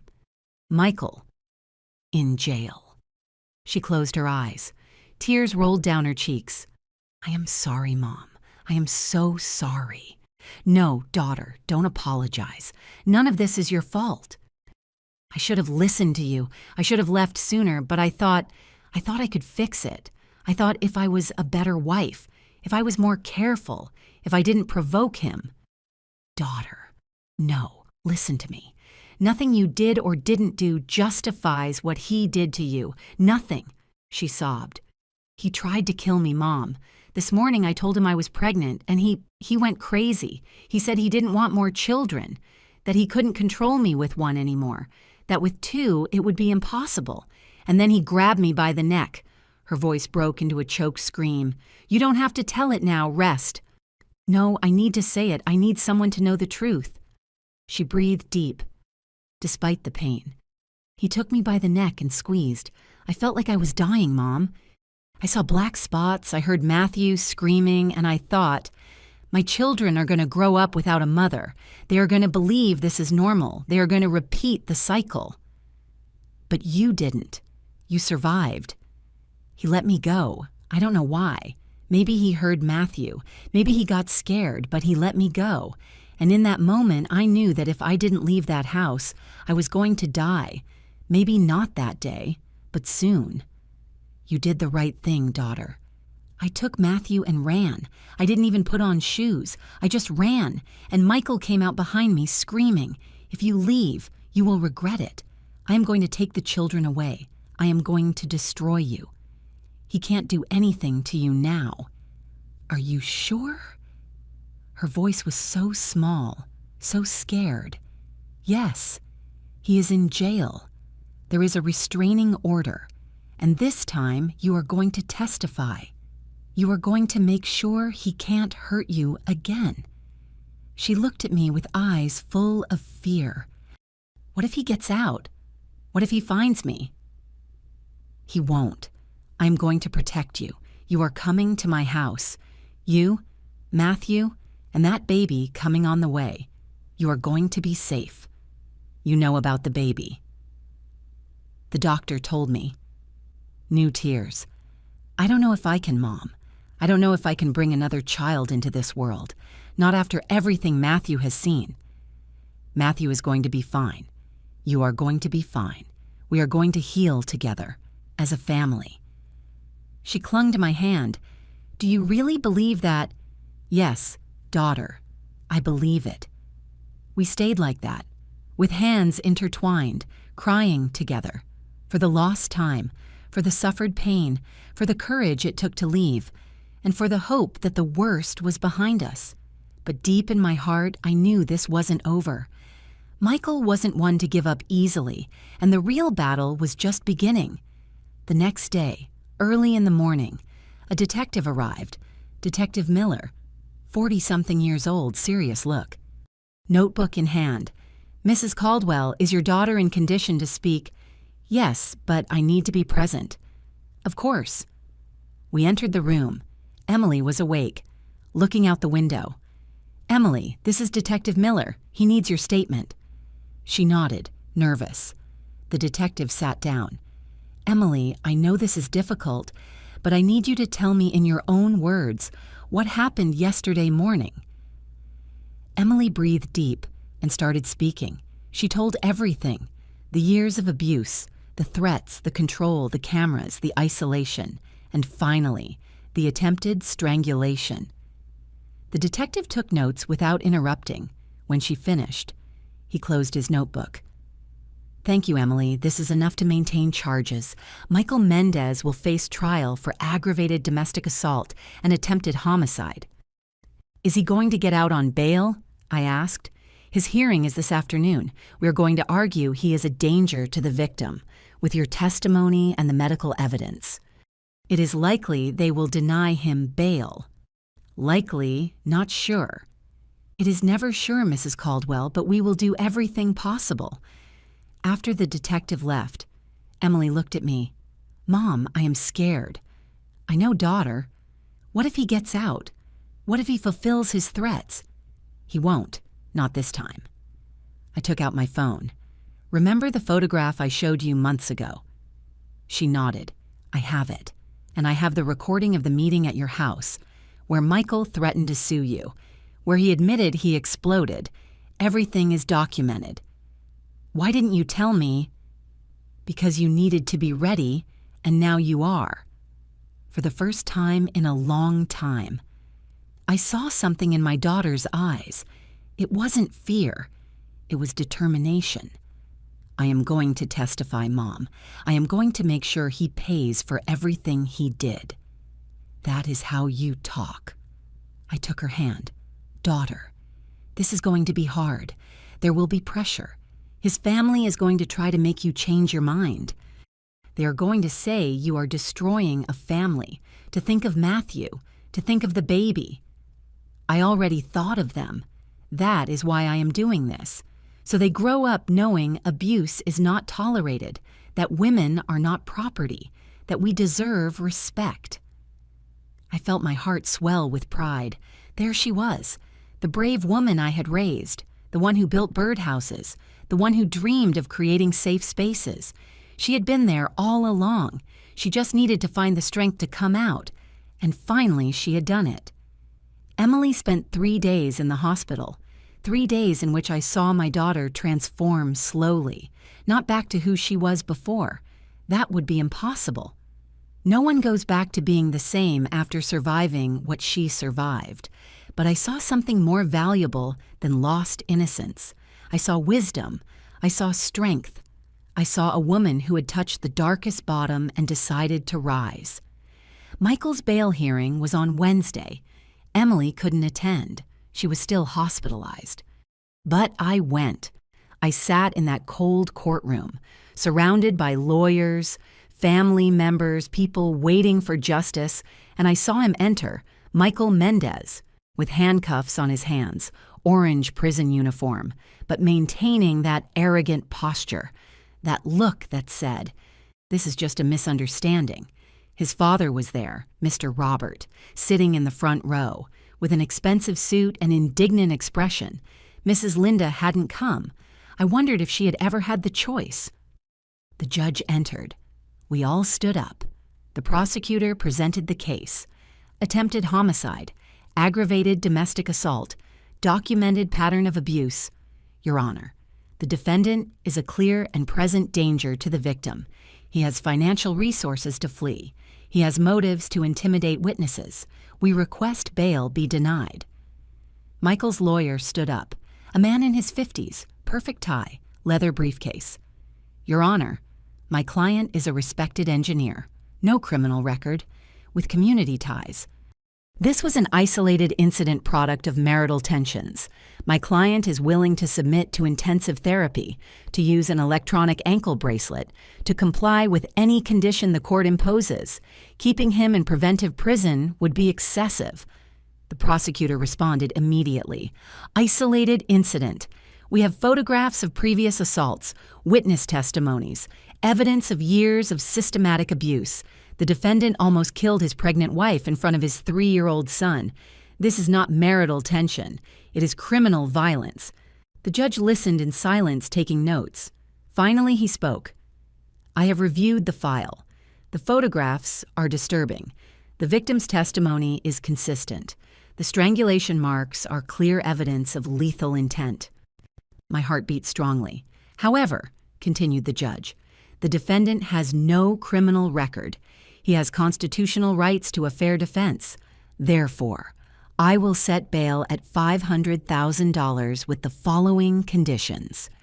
Electronic bracelet, restraining order of 500 meters from the victim and her children, prohibition of direct or indirect contact, surrender of passport, and mandatory anger management therapy. I felt the world fall apart. $500,000. Mr. Robert could pay that without blinking. The prosecutor objected. Your Honor, with all due respect, $500,000 is no obstacle for a family with resources like the Mendez family. The defendant could pay bail and disappear. Objection noted, said the judge, but my decision is firm.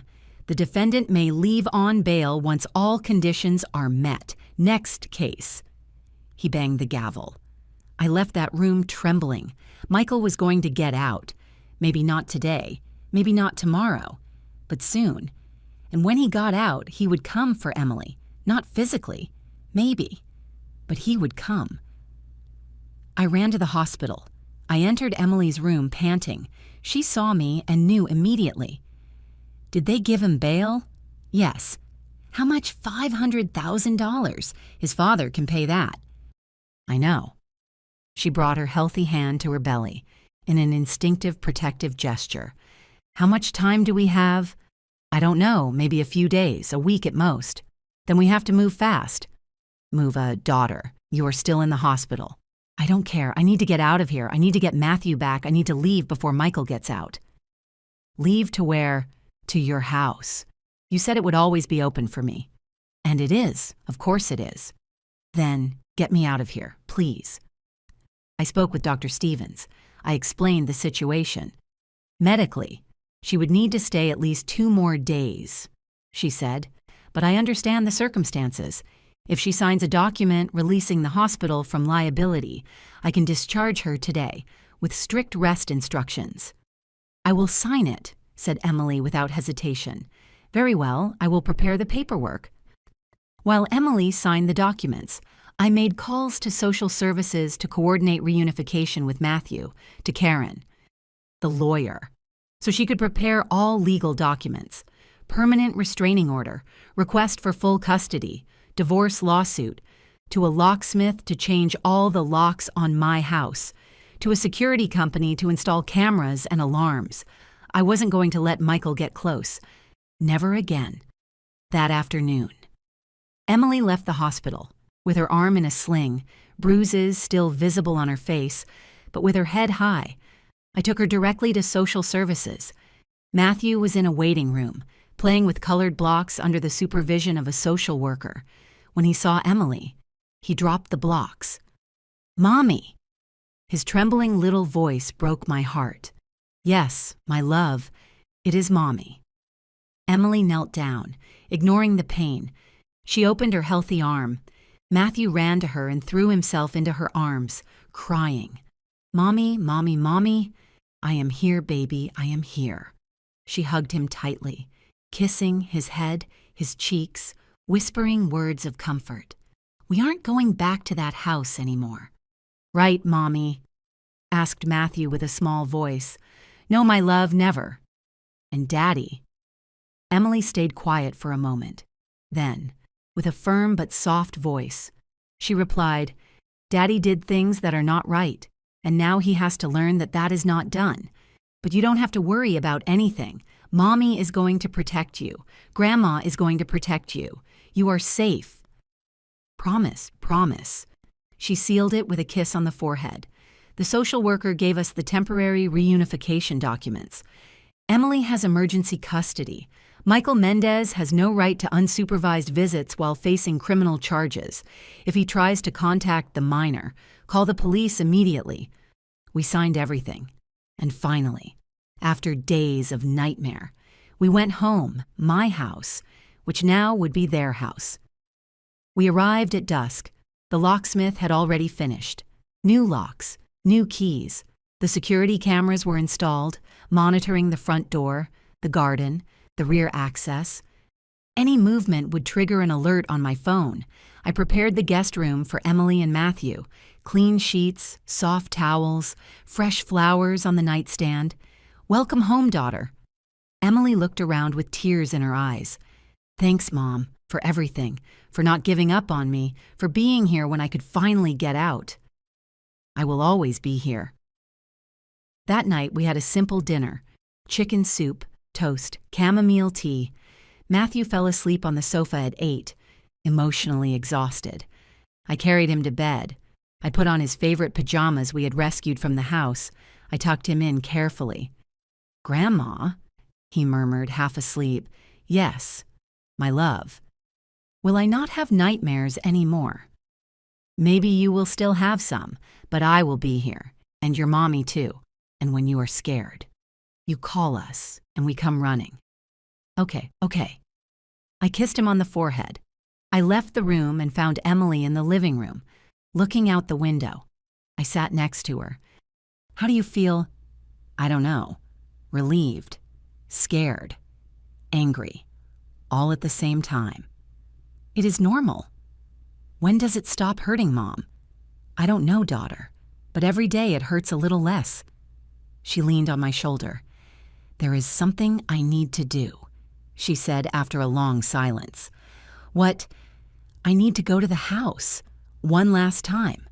There are things I want to recover. Documents, photos of baby Matthew, some objects that were Dad's that he gave me before dying. Daughter, that can wait. No, I need to do it before Michael gets out, before he changes the locks, before he destroys everything to hurt me. Then we will go together, with police escort. Can that be done? Yes, it is called property recovery with police protection. Karen mentioned it. You can request an officer accompany you to recover your things. I want to go tomorrow. Are you sure? I need to close that chapter, Mom.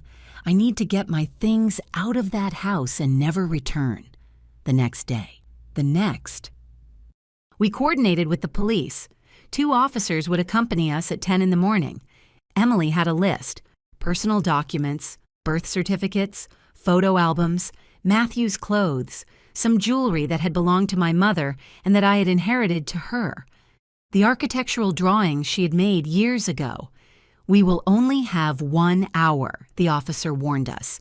Take essentials, no large furniture.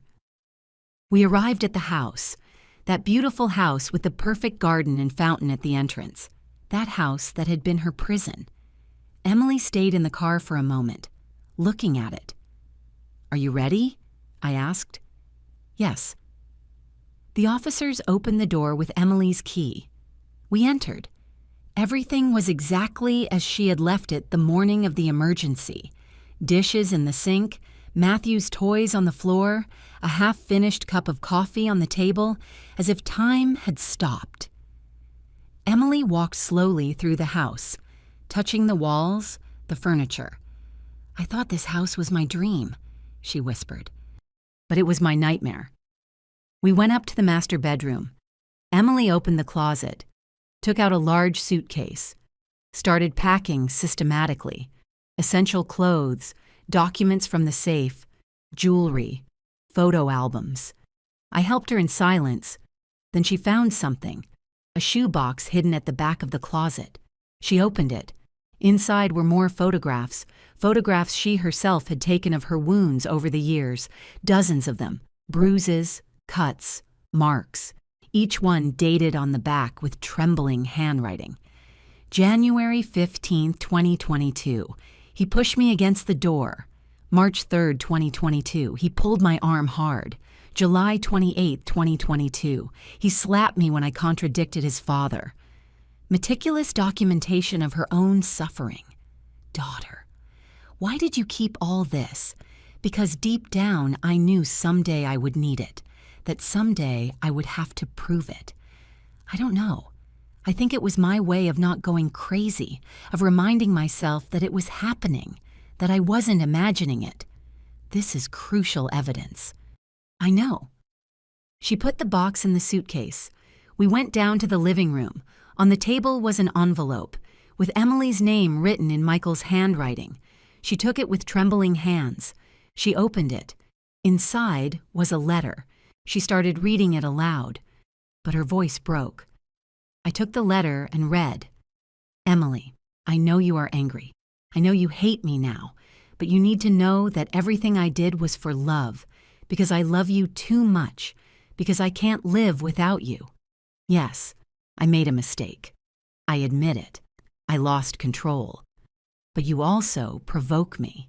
You drive me crazy with your attitude, with your defiance, with your disobedience. If you had been the wife you promised to be, none of this would have happened. But there is still time. We can fix this. Drop the charges. Come home. We can go to therapy together. We can start over. Think of Matthew. Think of our baby. Do you really want them to grow up without a father? Do you want to destroy our family? I will forgive you if you forgive me. But if you insist on continuing with this, if you testify against me, if you put me in jail, you will regret it. I have lawyers. I have resources. I am going to fight for custody. I am going to prove you are an unstable mother, that you have mental problems, that you are unfit, and I will win. Because I always win. The choice is yours, Emily. Family or war, M. The silence that followed was terrifying. Emily was trembling. He is threatening me, even from jail. Yes. What if he is right? What if he takes the kids away? He won't. How do you know? Because now you have evidence. You have photos. You have testimonies. You have his own letter admitting he lost control and threatening you. This is legal gold, daughter. This demonstrates pattern of abuse and intimidating behavior. Emily breathed deep, folded the letter carefully, put it in her purse. You are right. I am not afraid anymore. Are you sure? Yes. Her voice was firm now. I am not going to let him control me anymore. Not with threats, not with manipulation, not with anything. We finished packing. 3 large suitcases, 2 boxes of documents, the photo albums. The officers helped us load everything into the car before leaving. Emily stood at the entrance, looking at the house one last time. Do you want to go in again? I asked. No, I just want to remember it, so I never forget, so I never return. She took something out of her pocket, the house key. She left it on the mailbox at the entrance. I don't need it anymore, she said, and got into the car. We drove back in silence, but it was a different silence. It wasn't the silence of fear, it was the silence of transformation. My daughter had entered that house as a victim for the last time and had left as a survivor. That night, while Matthew slept and Emily rested, I received a message from Karen. Nancy? Michael paid bail. He gets out tomorrow. I felt a chill, but immediately sent another message. We are ready. Let him come. We aren't afraid of him anymore. And it was true, because this time we had something he didn't expect. Evidence, determination, and the truth on our side. Justice would be slow, but it would come. Michael got out of jail on a Friday afternoon. I knew because the security cameras at my house captured an unknown car, passing slowly in front of the entrance. 3 times. It didn't stop, didn't ring the bell, no one got out. But the message was clear. I know where you are. Emily saw the recordings and turned pale. He is violating the restraining order. Technically, no, explained Karen on the phone. The order specifies he can't approach within 500 meters. If he just passed by on the street without stopping, it is in a gray area. Gray area. He is intimidating us. I know, but we need more solid evidence. For now, document everything. Every suspicious car, every strange call, every movement. And that is what we did. During the following weeks, we lived in a state of constant alert. Every noise made us jump. Every car that passed made us nervous. Matthew had nightmares every night. He woke up screaming, looking for his mother. Emily slept with him, hugging him, whispering that everything would be fine. But I saw the tiredness in her eyes, the weight of living with fear. Then the messages started. Not directly to Emily. That would have clearly violated the restraining order. But through other people. Her mother-in-law, Mrs. Linda, called her one day. Emily put the phone on speaker so I could hear. Emily, please. Michael is destroyed. He doesn't eat. He doesn't sleep. He just cries. Mrs. Linda, with all due respect, your son almost killed me. It was a mistake, a terrible mistake, but he regrets it. He is going to intensive therapy 2 times a week. He is taking medication. He is doing everything possible to change. I am glad he is receiving help, but that doesn't change what he did. Emily, think of your children. Matthew needs his father, and that baby you are expecting will also need him. My children need a living mother, and that is what I am going to give them. Don't be cruel, Emily. Don't destroy my son's life for a moment of weakness. A moment. It was years, Mrs. Linda. Years of abuse that you saw and never said anything. Silence on the other end of the line. "Because I know what marriages are like," said Mrs. Linda finally with a broken voice. "I know sometimes men lose control, but a good wife knows how to handle them, how to calm them, how not to provoke them. Listen to what you are saying. You are justifying violence. I am being realistic. That is how the world is, Emily. If all women reported their husbands, there wouldn't be any intact family left. Then maybe it is time for the world to change." Emily hung up, trembling with rage. 50 years, she said.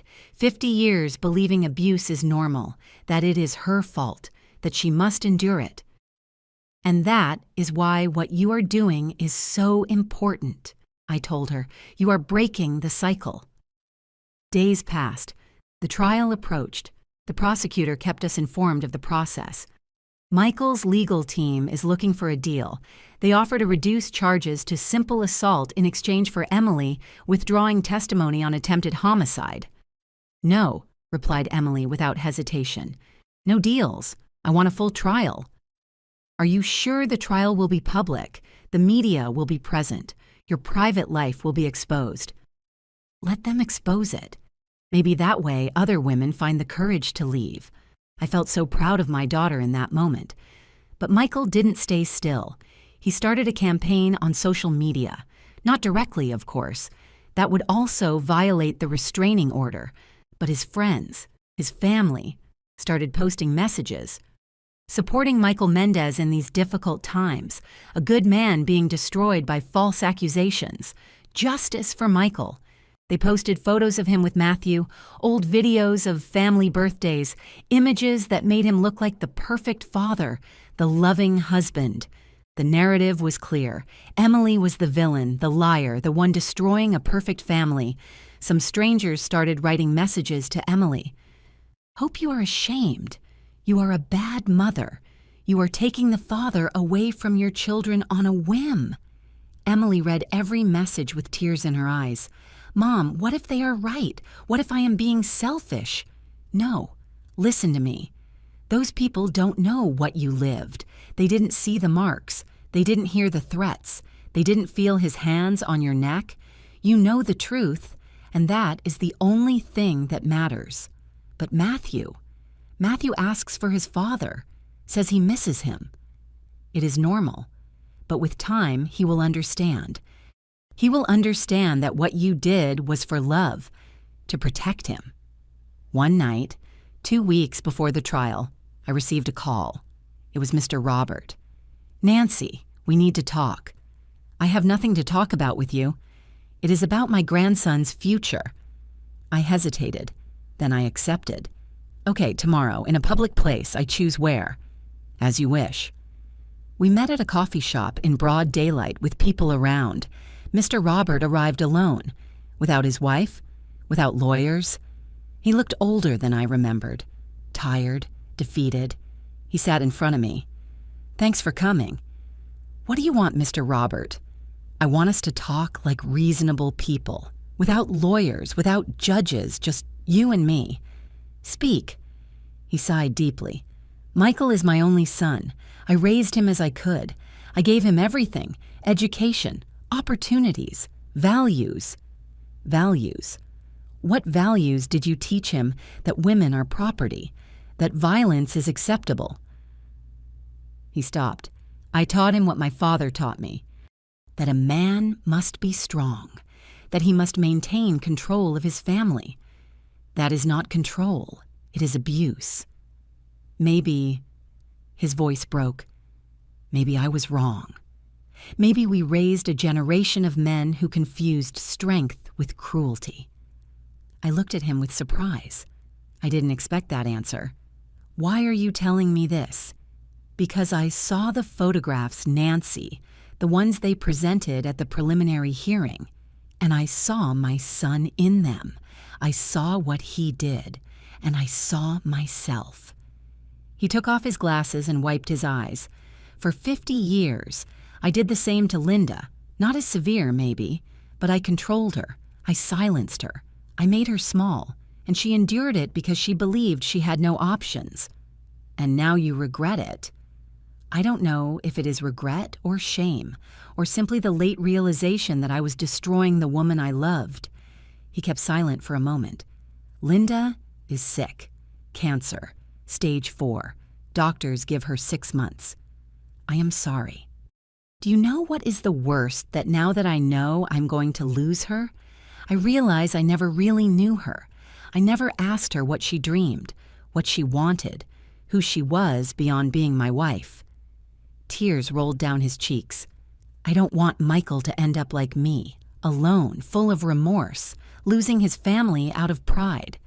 Then help him change for real, not paying expensive lawyers to free him, but helping him recognize what he did, to face the consequences, to heal. And Emily, would you give my son a chance if he really changes? That is not my decision. It is hers. But I can tell you something. True change doesn't come after legal threats. It comes from genuine recognition of harm caused. And so far, your son has only shown manipulation and victimization. Mr. Robert nodded slowly. You are right. So, what are you going to do? I don't know yet, but thanks for listening to me. He stood up to leave, but before doing so, he turned. Nancy, one more thing. Tell Emily I am sorry for applauding that night at the restaurant, for saying she had to know her place. I am ashamed of those words now. Tell her yourself, in a letter, without demands, without manipulation. Just an honest apology. I will do it. And he left. I told Emily about the conversation. Do you think he is sincere? She asked. I don't know, daughter, but at least it is a start. At least he recognized something is wrong. 2 weeks later, the day of the trial arrived. The room was full. Press, family members, curious people. Michael entered with an impeccable suit, hair combed, serious but controlled expression. Emily entered with a simple blue dress, without excessive makeup, without trying to hide anything. The marks on her face had already healed, but the invisible scars remained. The trial lasted 3 days. The prosecutor presented devastating evidence. The photographs Emily had kept for years, Jessica's testimony, the nanny, the medical reports from the hospital, the audio recording where Michael threatened to take the children away, the intimidating letter he left at the house, and finally, Emily's testimony. She went up to the stand with her right hand on the Bible. Do you swear to tell the truth, the whole truth, and nothing but the truth? I swear. And she told her story, without crying, without drama, just the truth. Years of progressive abuse, of economic control, of social isolation, of physical and emotional violence, of the moment she felt his hands on her neck and thought she was going to die. The room was in absolute silence. Some reporters were crying. The jury listened with grave expressions. And Michael kept his gaze low. His lawyer tried to discredit the testimony. Isn't it true you provoked my client? No. Isn't it true you were also violent? Never. Isn't it true you are lying to gain advantage in the divorce? I am not lying and I don't need to lie. The truth is enough. The lawyer couldn't break her. Then it was Michael's turn to testify. He went up to the stand with confidence. But when the prosecutor started interrogating him, something changed. Mr. Mendez, do you recognize these photographs? She showed him the images of Emily with bruises. Yes. Did you cause these injuries? Silence. Mr. Mendez, answer the question. I sometimes lost control. Did you lose control or choose to be violent? It was stress. Work pressure. She didn't understand. So you blame the victim. No, I assume responsibility for my actions. Is that why you sent this letter threatening her? She showed him the letter. Michael turned pale. I was angry. You were intimidating a witness. That is a federal crime. His lawyer stood up. Objection. Denied. The witness will answer. Michael was crumbling in front of everyone, and I realized something. Abusers are brave only when they have power. When that power disappears, only cowardice remains. The jury deliberated for 6 hours. When they returned, their verdict was unanimous. Guilty of aggravated domestic assault, guilty of attempted homicide, guilty of witness intimidation. The sentence was handed down 2 weeks later, 8 years in prison, without possibility of sentence reduction, permanent restraining order, loss of custody, supervised visits only if Matthew growing up wished to have contact. Michael heard the sentence without expression. Then, just before being handcuffed, he turned toward Emily. "Someday you will understand that everything I did was because I loved you too much." Emily looked him directly in the eyes, and with a firm, clear voice without trembling. She replied, "Love does not hurt. What you felt wasn't love. It was possession. And never again will I allow anyone to confuse the two things for me." Those were the last words they exchanged. They took him out of the room, and Emily breathed. For the first time in years, she breathed without fear, outside the courthouse. The media waited. Emily gave a brief statement. "My name is Emily Caldwell. For years I was a victim of domestic violence. I kept silent out of shame, out of fear, out of believing it was my fault. Today I am here, alive, because I finally found the courage to leave, because I had my mother holding me, because I understood my children deserve to see a strong mother, not destroyed. If there is a woman listening to me now who is in a similar situation, you are not alone. It is not your fault. And yes, you can get out. It is hard. It is terrifying. But it is possible. And it is worth it." The cameras captured everything. The next day, her testimony was national news. Their Emily became a trend. Thousands of women shared their own stories. Many found the courage to report. Shelters reported increase in calls for help. My daughter had become a symbol. She didn't seek it, but she accepted it with dignity. Months passed. Emily gave birth to a girl. She named her Victoria, for the victory she finally found. Matthew started therapy. Slowly, the nightmares decreased. He went back to laughing, to playing, to being a child. Mr. Robert kept his word. He sent a letter apologizing. And more importantly, he stopped defending Michael publicly. He focused on caring for Mrs. Linda in her last months. When she passed away, Emily attended the funeral, not for Michael, but for that woman who had lived 50 years in silence, because she too had been a victim, and 1 year after the trial. Something extraordinary happened. Mr. Robert published an article in the newspaper. It was titled, "A Father's Letter to His Imprisoned Son." In it, he publicly recognized how he had raised Michael with toxic values, how he had normalized control and domination, how he had applauded abuse believing it was discipline. "I was wrong," he wrote, "and my son paid the price, but more than anyone. The women around us paid it. To all fathers, teach your sons that true masculinity is not domination. It is respect. It is empathy. It is recognizing when they are wrong and having the courage to change." The article went viral, and Emily, reading it, cried, not of sadness, but of hope. Because if a 70-year-old man could recognize his mistake, if he could change his perspective after a lifetime, then there was hope for new generations. "Do you think Michael changes someday?" Emily asked me one night while breastfeeding Victoria. "I don't know, daughter. Maybe yes, maybe no. But it is no longer your responsibility to save him." "I know. I just hope someday he really understands the damage he caused. Not for me, but for Matthew. So if someday they reunite, it be as different men." "It could be. And if not," she kissed Victoria's head, "at least my children will grow up knowing abuse is not tolerated, that women deserve respect, that true love doesn't hurt. That is the best revenge," I told her. "Breaking the cycle." She smiled, and in that smile I saw everything she had lost and everything she had gained. Because justice is not always fast, But when it arrives, it restores something more than legality. It restores dignity. It restores hope.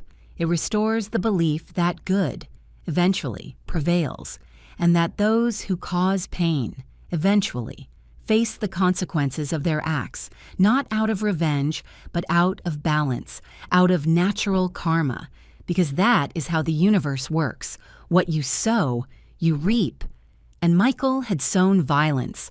Now he reaped loneliness, rejection, and the weight of his own decisions, while Emily had sown courage and was reaping peace. 3 years have passed since that night at the restaurant. 3 years since I stood up from that table and decided the silence was over. Today is Sunday. The sun enters through my kitchen window, illuminating the table where Matthew draws with crayons, while Victoria, 2 years old, tries to steal his colors. Emily prepares coffee. She moves with a tranquility I thought I would never see again. She no longer wears long sleeves in summer. She no longer constantly checks her phone with anxiety. She no longer apologizes for existing. She resumed her career as an architect. She works from home, designing spaces that, as she says, make people feel safe. Matthew is 6 years old now. He goes to therapy once a month, not every week anymore. The nightmares disappeared a year ago. Recently, he asked me about his father. "Grandma, was Daddy bad?" I knelt to his height. "Your daddy did bad things, but that doesn't mean he didn't love you. It just means he was lost and hurt the people he loved." And am I going to be like him when I grow up? No, my love, because you already know something that took him many years to learn. That strong men are the ones who protect, not the ones who hurt. He nodded and kept playing. But I know those questions will return, and we will be ready to answer them. Michael serves his sentence in a prison 3 hours from here.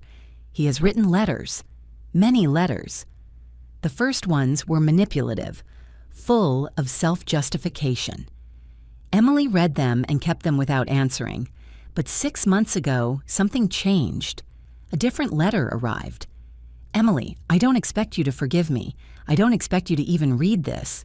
But after 3 years in mandatory therapy, after rehabilitation groups for aggressors, after much silence and reflection, finally I understand. I understand what I did to you wasn't love. It was control. It was abuse. It was the result of believing I had rights over you. I was educated to think being a man meant dominating, and when you showed strength, I saw it as defiance, as a threat. I was wrong. I am not asking you for anything. I don't expect another chance. I don't want you to return, nor forgive me. I just want you to know I assume complete responsibility for the damage I caused, and that if someday, when Matthew is older and wants to know me, I will be honest with him about my mistakes, so he learns from them, so he doesn't repeat them. I wish you peace. M. Emily showed me the letter. "Do you think he is sincere?" she asked. "I don't know, but even if he is, that changes nothing. Forgiveness is yours to give or not give, and you don't owe him anything." "I know, but I think for the first time I can let go of the anger." "Does that mean you forgive him?" "No, it means I no longer give him power over my life.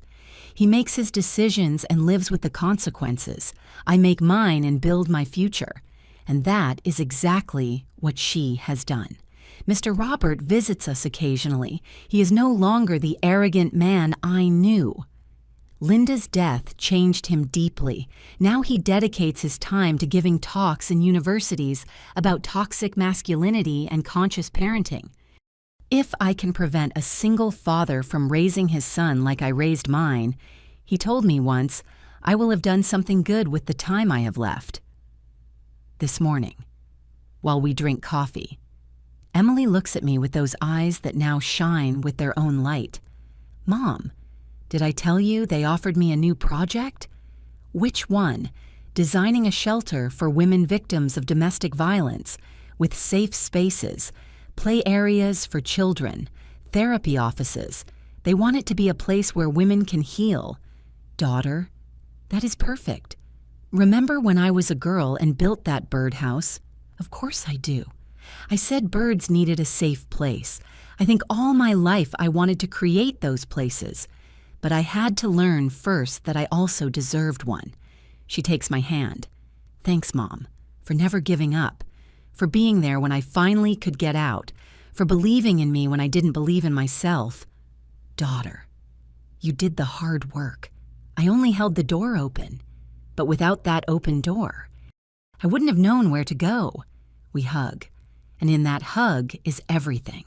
The pain of the past, the strength of the present, the hope of the future. Matthew approaches with a drawing. Mommy, look, it is our family. In the drawing, there are 3 figures. Him, Victoria, and Emily, and a big house with bright windows and a huge sun. It is beautiful, my love. See, this house has many windows, so lots of light enters, because in the light there is no fear. Emily looks at me with tears in her eyes. Even the children understand. Darkness was where they lived, but light is where they are healing. Outside, the garden blooms. The roses we planted last year are more beautiful than ever. Red, yellow, pink, full of life, like us. If my story helps a single woman open her eyes, to find the courage to leave, to understand she deserves love without pain, then every tear, every moment of fear, every sleepless night will have been worth it, because silence kills, but truth liberates. And sometimes, all we need is an extended hand, an open door, a voice that says, I believe you. You are not alone. You can get out. I was that voice for my daughter. Will you be that voice for someone else justice arrived, not as revenge, but as natural balance? Michael lost his liberty, his family, his reputation. Emily won her dignity, her peace, her future. And we learned that true love doesn't control, doesn't hurt, doesn't destroy. True love liberates, protects, builds. This is my story, the story of a mother who didn't give up and of a daughter who found the courage to fly. Thanks for listening to me until the end.